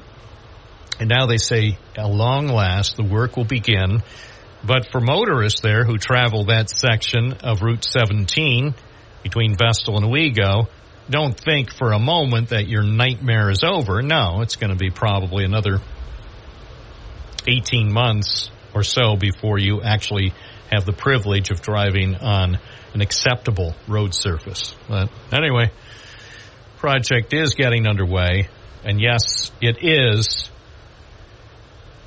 bookmarked on both ends of the project, the east and west ends, with green signs that you paid for, which proclaim the project is funded by the bipartisan infrastructure law. Investing in America, with the logos of the New York State DOT and the United States Department of Transportation. Now, one thing that's missing in the middle there on some signs in other states, they have a website link that would link to Joe Biden's website. For some reason, must be even Kathy Hochul thought that was a little over the top, so they don't have the link to the White House website. I think even Kathy Hochul's advisor said that was a little too political for them. Somebody commented when they saw the picture that I posted with the story about this work on Route 17 in eastern Tioga County. Somebody commented and said, well, why don't they just put up a sign? If they need to put up signs, why don't they just put up a sign that says this project is funded by you, the taxpayer? Project funded by the bipartisan infrastructure law. These signs are not small. They put up these signs, I'd say, about 3 months ago. First time I saw them, I did a triple take. It's like, you're claiming that the project is funded by a law as opposed to funded by me and other taxpayers. I was thinking, well, that's rather disingenuous, but at least the job eventually will get done. My concern, this is certainly just for those listening today, this is not to be disseminated widely. Personally, my concern about what's going on now that they are shifting all of the Route 17 traffic over to the eastbound lanes for the next several months, what happens when there's an emergency pavement problem on that side? Because the pavement in that section, that stretch in the work zone, the pavement is not in very good shape. And so I personally don't see how they're going to maintain traffic, expressway traffic, during the entire first phase of this construction project. Well, we'll see. We'll see. Maybe they have some sort of secret plan.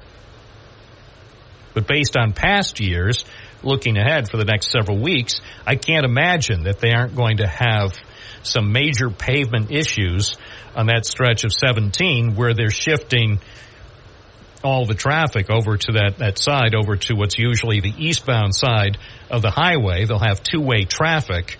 And then what happens when a giant crater opens up and lots of vehicles are damaged, similar to what happened a few weeks ago on 17 in Vestal? What happens then when you have to shut down the highway to make emergency repairs?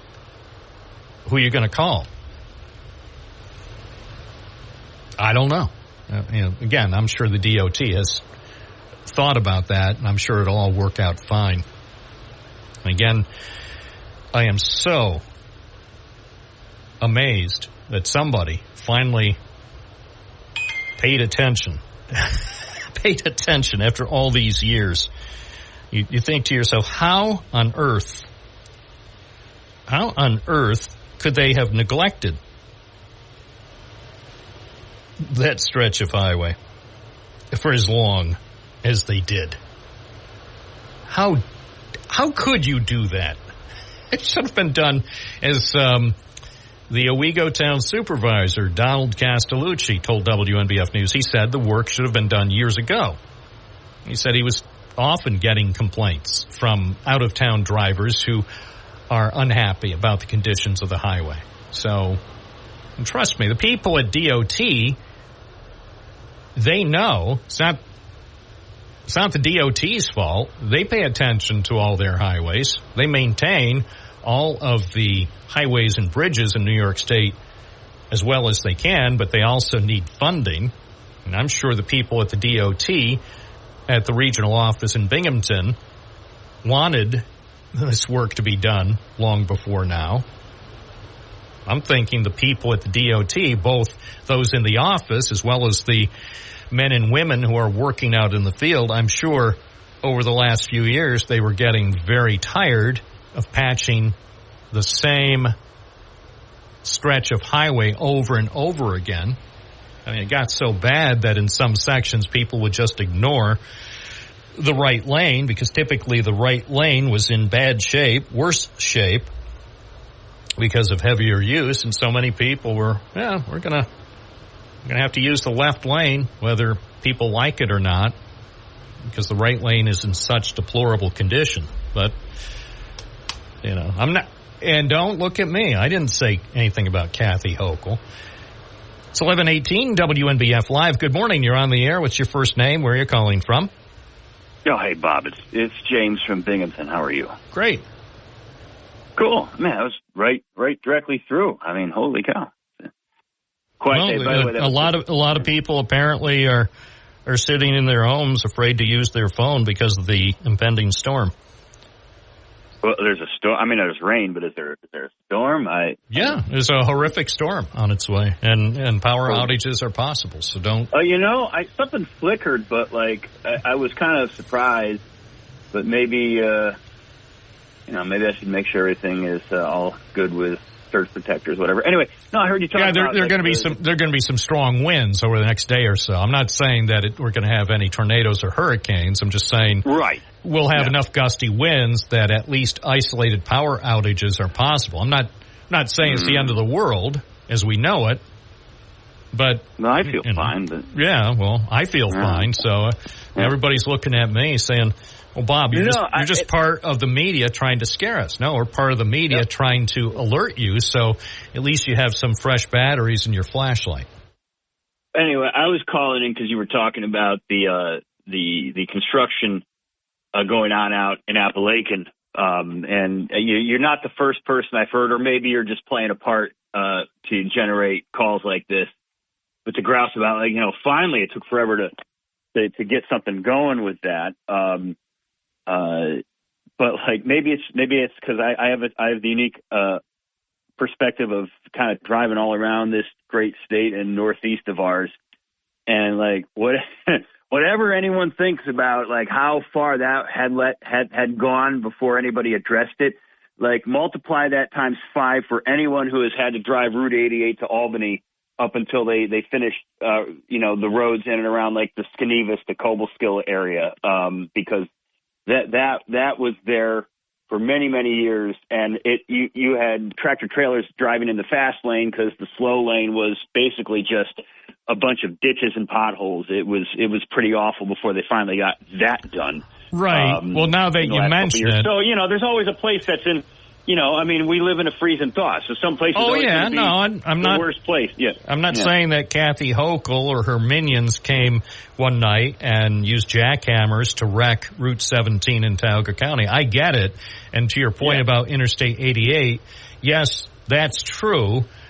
And the reason you don't hear me talk about Interstate 88 heading to Albany very often is because I rarely use it. But you're right. The last time I was on Interstate 88 heading east or northeast, I agree. It was in terrible shape. And I know I've read from other sections of upstate New York that there are certainly roads that are in horrific condition and probably actually a lot worse than 17 in Tioga. Appalachian needed to get done, and it'll be, I guess, a bit of a headache. Hey, maybe I didn't hear this on the news, or maybe it was, and I happened to be driving back from Elmira the other day and noticed there was a backup of cars, and it looked like there was a vehicle that had been burned out. I mean, do we know, were there any injuries there? Or? I don't think anybody was hurt. I saw somebody had posted a short video of the fire, like a 5-second clip, and then somebody, I think below that said, they managed to get it extinguished and they thought nobody was injured. So as far as I know, there were no injuries. Yeah. Okay. I just wanted to call in about the I'm glad. Southern Tier Expressway. It's it's going to be a pain in the butt, but hey, it's not Prospect Mountain still going, No. I mean, which by the way, I never complained about either. I mean, that's I never complained about impressive. it. Yeah. The only thing that troubled me in the overall project to fix up that interchange in Binghamton was how things worked out with the bridge over Shenango Street, but that's a totally different issue. That's different. I mean, I can understand why it's going to be a pain because, like, yeah, it's out in Appalachian. That's the one place where you've got the bridge over to the Campville Bridge. But who knows? Maybe they'll take this opportunity to start building the African Road Bridge now, finally. And the Hooper Road Bridge. Well, isn't that where it would connect to? It would go to like Hooper Road, if in theory. Let's see, Hooper Road. If so, the Hooper Road Bridge. If we stumbled into a couple $100 million dollar highway taxpayer dollars, Yeah. I personally, I know a lot of people. Well, some people in Endwell actually would like that bridge, and I also know a lot of people on the Endwell side who would say, "Oh no, that would make our traffic trouble, say along Hooper Road, even worse." And it is very busy at peak. But would it though? I mean, like, I don't think it would be any worse. I don't know that it could be any worse. I think it might actually relieve some of the pressure.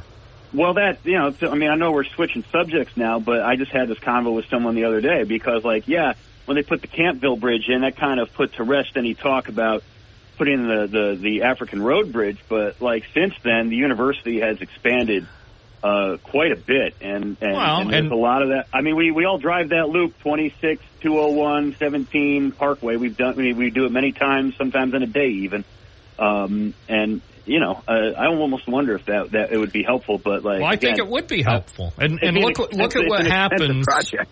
I think it was it last Friday? I was over at that store, and I can't use the name. It's one of those big stores that sells food in Johnson City with now only 62,000 items instead of 80,000 items. So a store like that, and after I got to the store, I tweeted because I saw this really big backup on 201 South heading toward Vestal because there had been a crash over on the Vestal side, either near the Parkway or near Vestal Road, and it happened at perhaps the least opportune time. I think it was about 5 o'clock on a Friday afternoon, so I did tweet, give people a heads up. Well, if you want to get out of Johnson City and head toward Vestal or whatever, don't even think of 201 because it was just backed up. And of course, remember before the flyover, that was just every day at lunch hour. I mean, I was over actually this morning, and someday I might do a little feature because either people who are relatively recent arrivals around here or people who just don't remember the good old days don't recall just how much fun it was to go between Johnson City and Vestal under that little railroad bridge. Like a lunch hour errand to get over there and back. And if you're just trying to go to like Verizon or whatever cellular one on the Parkway from JC, if you worked at the mall like I did, there's no chance, and then trucks would get stuck under there because the clearance there was very low. So, even then, even before GPS equipment was steering truck drivers to incorrect routes, sometimes they would have stuck trucks or flooding issues or whatever. So, it's hard to believe that we finally. I remember the first time that they proposed the 201 flyover. I said that sounds too good to be true, and then finally, after all the years of planning and construction, there it was, and now we take it for granted. I think a lot of people, and I wouldn't say take for granted. I mean, there's, I take for granted because I travel around so much, and we're kind of a road warrior that not everybody around here goes other places that often.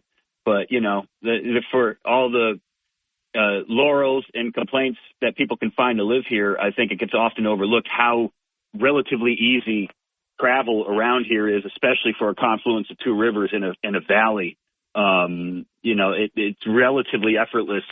Like I can get from the east side to Appalachian in about 10 minutes, just because on the highway. The people who really appreciate the ease of driving around here, they're people who have moved to Binghamton from New York City. For example, the woman who was the guest in our studio yesterday, she and her husband had lived in New York City up until several years ago. And they love Binghamton. They love the fact that they can get almost anywhere in about 15 or 20 minutes. You know, let's face it, in New York City, sometimes you're stuck in Midtown or stuck on one of last week, man. Yeah, and I listen every morning to the traffic reports on 1010 Winds or WCBS 880, and they're saying, traffic is starting, the volume is starting to pick up, so now it's 60 to 90 minutes at the bridges and tunnels. It's like, to be fair, though, I would argue, and now we're really off track, but like it's a good convo.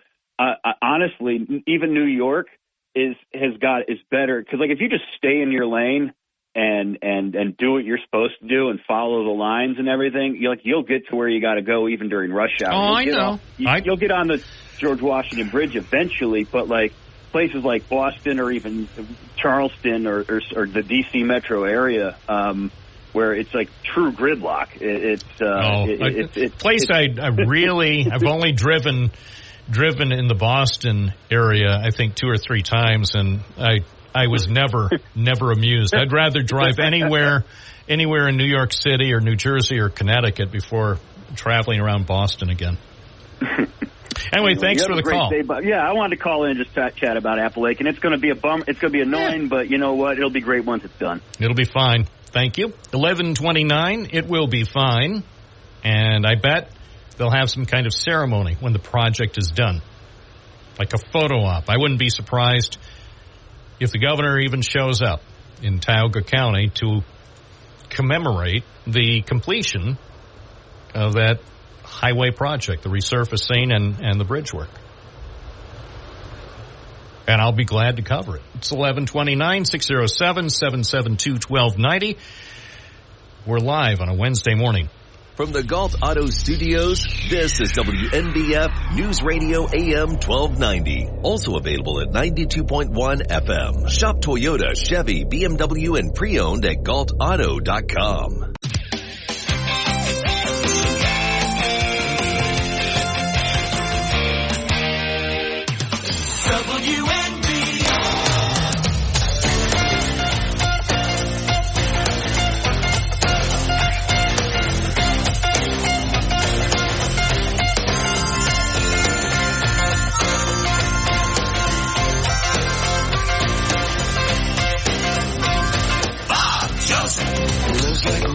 Travel on when there's one day and the next day gone. Sometimes you bend, sometimes you stand, sometimes you turn your back to the wind. There's a world outside the darkened door where blues won't haunt you anymore. With a brave heart free and lover's soul, come ride with me to the distant shore. We won't hesitate, break down the garden gate. There's not much time left today. Life is a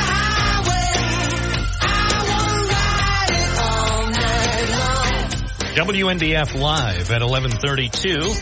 Joe in Owego. Good morning. You're on the air. Good morning, sir. I agree with you totally about the Boston area.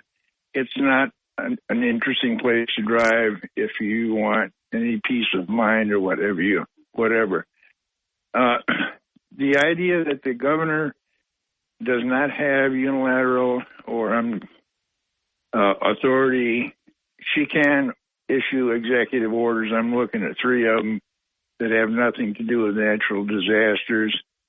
And as far as electing candidates, it would be nice to have a source of accurate information and people who are honest in terms of their goals and objectives for running for an elected office. And I'll leave it right there because there's a whole lot of stuff out there that you can discuss and, try to find out. One of them is the push for the electric energy and the idea of replacing stoves in rental properties for recreational activities with electrical stoves before 2025, et cetera, et cetera. But yes, the governor can. Yeah, and the legislature can take action. The legislature is of a mind. The legislature could take action that could circumvent some of her directives if the legislature had the will. Thank you very much. I appreciate that observation. Enjoy your next trip to Boston. We'll talk to you later. Thank you. Well, I will. But again, those who like to think that the governor of New York or the governor of any state can basically control it all through executive orders or through magic. I mean, we have a legislature. You elect people who can think independently, who don't think that they owe everything to the governor. That's one of the problems in New York State. And sorry to have to bring it up, but Exhibit A would have been all those years that Senator Libous could never bring himself to say anything negative, at least publicly, about Andrew Cuomo. I mean, he and I sometimes would joke about it on the program because sometimes even when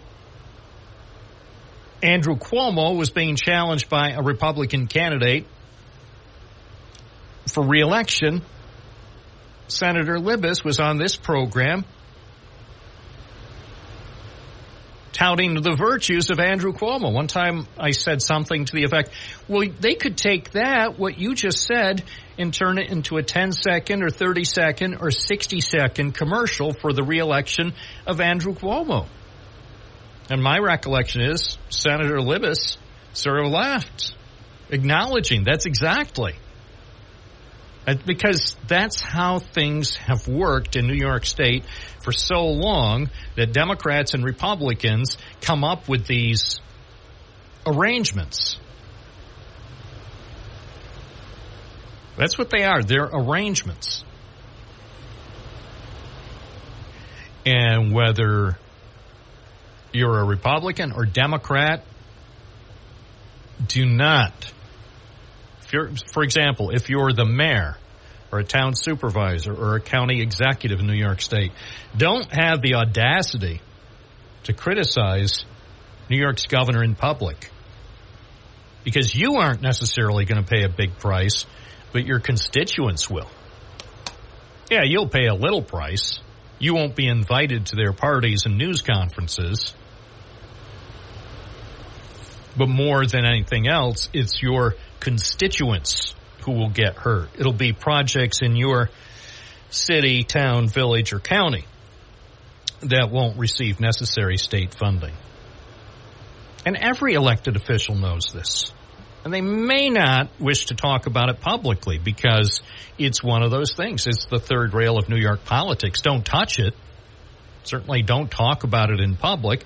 But everyone knows you can't, under any circumstances, say anything critical of whoever's the governor.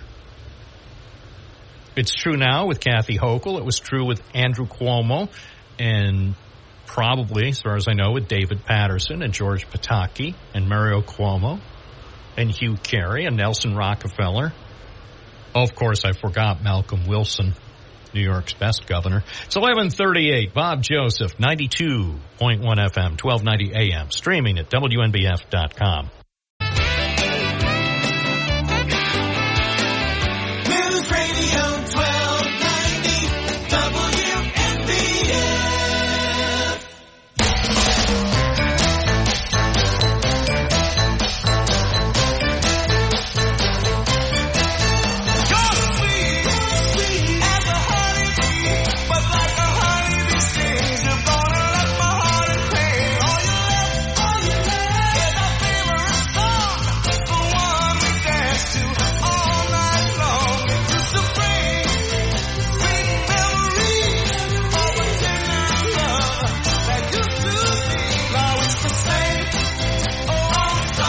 .40 at WNBF, 607-772-1290. Chuck and Vestal, you're on the air.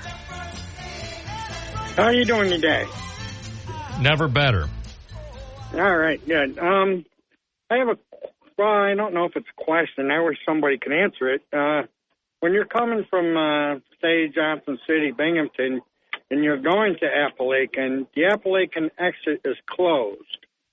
So there are no warning signs, like at Endicott, coming out of Endicott, anything going on at 17 saying that you're going to have to go all the way to Owego if you want to get to Appalachian. Well, I think there might be one warning sign, but it would be easy to overlook. It's my recollection, there's an electronic display sign that's in the median somewhere around the river bridge. Say if you're heading westbound, say heading out of Endwell, and just a little bit before exit 67, there's a display sign, I think, but it's not that prominent, and I can see where it would be easily missed by most people. Well, if it's the one that I think it is, it says, what's it say? It says something like, arrive early, stay late. Oh, did they change? Oh, did they put up their eclipse message? To the eclipse. Well, it could be an oversight. I know at one point, I think at one point a few days ago, it was programmed with the message about the upcoming closure of the Appalachian exit. And they would do well to rectify that. Actually, they would do well, not just for the electronic sign, they would do well to put up a couple of big real signs instead of spending money on those green and white signs saying that the bipartisan infrastructure law paid for the work instead of taxpayers. Instead of wasting money on signs like that, they could have put up two equally prominent signs on both sides of the highway in Westover or Vestal, letting people know that the Appalachian exit's going to be closed until December. Yeah. But I agree with you. Yeah. But, maybe, you know what? They listen to us over at the DOT, so maybe they'll do something about it. Yeah, let's hope so. Yeah. I hate to see people drive all the way to Owego. Oh, yeah. Trust me, I've thought about that. And the other thing is, what about people who need chicken? Because the chicken shack will be opening soon. And so, the guy who runs the chicken shack at Appalachian, he's probably going to miss all sorts of business because people will think, just as they're approaching the delicious barbecue chicken stand, it's like, man, I could go for some barbecue chicken now. But if they have to drive all the way to Owego, they're probably going to say, I'll wait till next year. Yeah, it's only the people that are going east that can stop there now. Yep. Yep. So anyway, well, maybe they'll allow him to set up like a little stand at one of those emergency turnoffs so people could like order their barbecue chicken and sides on the app, and then he would, as they passed by, they could stop at the emergency pull-off and pick up their order. Yeah, it would be nice. Huh? Yep. I'm the idea guy. To me, it doesn't sound like it would be that dangerous. It sounds like that would have no serious safety implications for the highway traffic. Appreciate your call. Thanks. Thank you. Good day. You too. 11:44 at WNBF. This is Bob Joseph, just trying to solve all of America's problems every weekday morning from 9 to noon. 607-772-1290. What is on your mind? This is a good place to address what's on your mind, if you wish. Binghamton Now. 92.1 FM, 1290 AM, streaming at WNBF.com. News Radio 1290 WNBF. 1146 WNBF Live. With the very best in talk radio, with the very best listeners and the very best callers. Rich in Owego, you're on the air. Hey, Rob. Just wanted to give you a little reminder. I don't know if you caught Roy's piece on Channel 34, but there is barbecue chicken in Owego. What happened to the chicken? There is barbecue chicken in Owego. Oh, I know that. I was talking about the guy who runs the chicken stand over in Appalachian. that where nobody will be able I'm to just saying, get to. If you happen to get off the wrong exit, you get off the right exit until we go down. Oh, okay. Oh, I see. You're saying that for those who are hungry for chicken, they aren't going to have to double back to Appalachian if they need a chicken fix. Absolutely. And ribs. Don't forget the ribs. Oh, yeah. Okay. I see what I see what you're talking. Yes. Text your buddy Roy. We took care of Roy. He's probably still eating off of what we sent him home with. All right. So what are the hours of what are the hours? When does it open? 11 a.m.? 11:30 to 7, Wednesday through Sunday. All right. Is it going to open on Monday and Tuesday later in the season, or is it still just going to be 5 days a week? I got to have those 2 days. I'm an old man like you, Bob. you need to recharge. I can't do it. Okay. I can't do it. All right. Well, thank you for the reminder. Shout out to Mike in Johnson City to give me a call. I know he's always listening. Okay. Thank you for the reminder. I'll have to pop over. Thanks, Tom. Yep. Have a great day. And see, now I'm hungry, and it's almost lunchtime. But the thing is, I have some stories I need to cover, so I don't think I'm getting lunch today. You know, I wish they would schedule these news stories around my lunch hour. You know, I'm going to go. Yesterday I had no lunch. I start the day with a bagel and coffee at 7:07 a.m.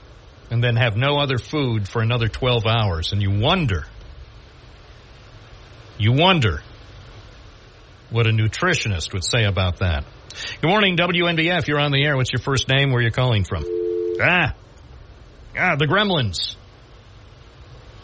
Unfortunately, they stopped making those Gremlins. But some car buffs say they love them. And they do. Yeah, I don't understand either.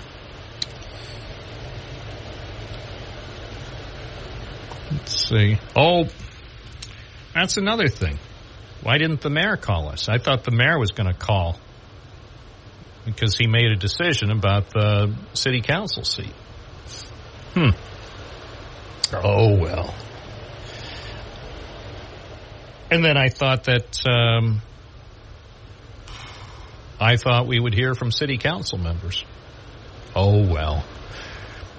And what about the people in Vestal? How come the people in the towns of Vestal and Shenango never call? You would think that everything in those towns was going swimmingly with their local governments, when in fact, well, you know. I don't need to tell you. You know what I'm saying. Well, everybody's kind of happy, and after all, what can you do? I see. You're right. What can you do? What can you do? I get it. Well, we'd like it to change, and we have some legitimate beefs, but we're scared. We're scared to speak out. All right. Well, I get it. The fear factor. Or some towns, they just like to keep their problems secret, keep their problems to themselves, to give the impression to outsiders everything is fine. Don't worry, there's nothing to see here. And it's like, well, yeah, unless you take a close look, and then you can see there's a lot to be seen there. 11:51 WNBF. Good morning. You're on the air. What's your first name? Where are you calling from? Hi, this is Scott from Enville calling. First time. Hi, Scott. Welcome to the program. Thank you. Long-time listener, first-time calling. Hey, next time you got DOT on the line that you're talking to them, ask them why they don't put concrete down on 17. You know, out by Waverly where they put that test patch in how many years ago, and that's still going strong, and they keep replacing the pavement, you know? That would be a good question, but, you know, times have changed here at with the DOT. They don't make their regional director available anymore. Remember? Oh, okay. Remember, it was back in the good old days. The regional director would come on the program frequently. He was not afraid to come on the program. Dave Hamburg? Well, Dave Hamburg, right? Dave Hamburg was the spokesman, but Jack Williams was the regional director. So, yeah, for routine inquiries, Dave Hamburg was always happy to come on the program.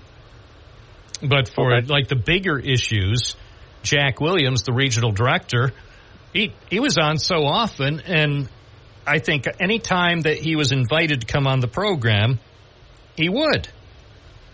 And you didn't have to say, well, it's, we're not going to talk about anything controversial. If it was controversial, he was prepared to answer the questions and not think he was about to get fired by the governor, because he was, I won't say he was fearless. I'm sure he was afraid of spiders. But the thing is, at least back then, Jack Williams was known by all. And now we don't even know who the regional director is. Who is she? Why won't she come on the program? Right.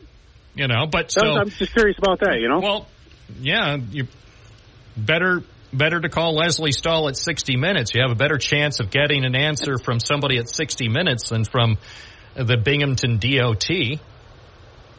I mean, you would think, wouldn't you think that the DOT would want all of their regional directors to be on every platform, on the local talk shows, on Action News, doing opinion pieces for the newspaper, having a blog?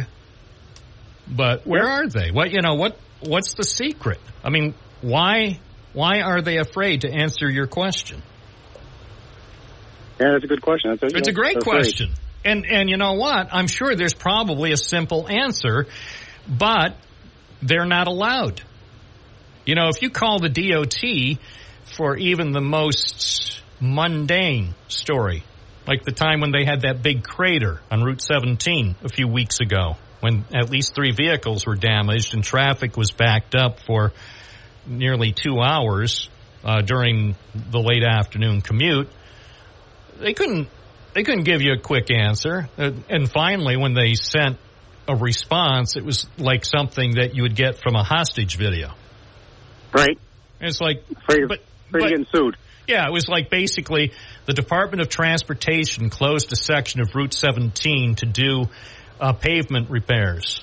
The end. It's not why the DOT is responsible for the roads. Why don't they give us the information? It shouldn't take an act of Congress or a special favor from Kathy Hochul to get out the basic information about what's going on with Route 17 or Interstate 81. I mean, come on, we're adults. We can handle it. Exactly. No? Exactly. Okay, thank you. Thank you. Yeah. Bye.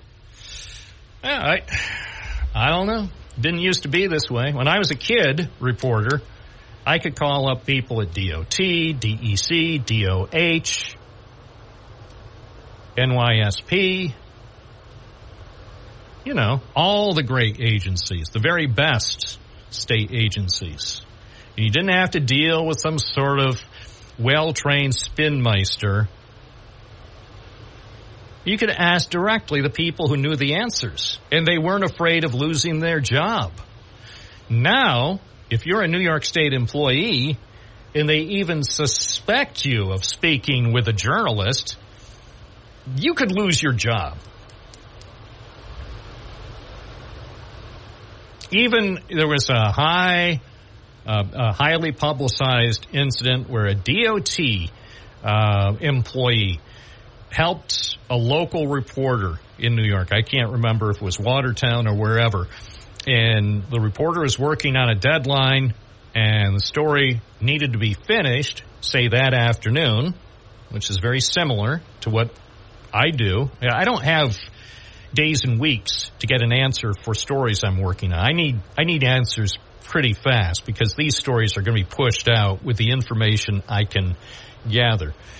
So a DOT worker had the nerve to tell a reporter, I don't know if it was about snow removal or something, and it was all positive. And then when the DOT found out, he got punished. That is New York State. Hi, WNBF, you're on the air. What's your first name? Where are you calling from? This is Bob. I had to put my 2 cents. Yeah, do it quickly, though. We only have a few seconds. They don't want to talk to a liberal. Kathy Hochul is a liberal. You are a little. Yeah, well, so why wouldn't they want to talk to me? Quit mentioning Kathy Hochul. I almost puke every time you say that. I like Kathy Hochul. Yeah, of course you do. We go through this every time I call.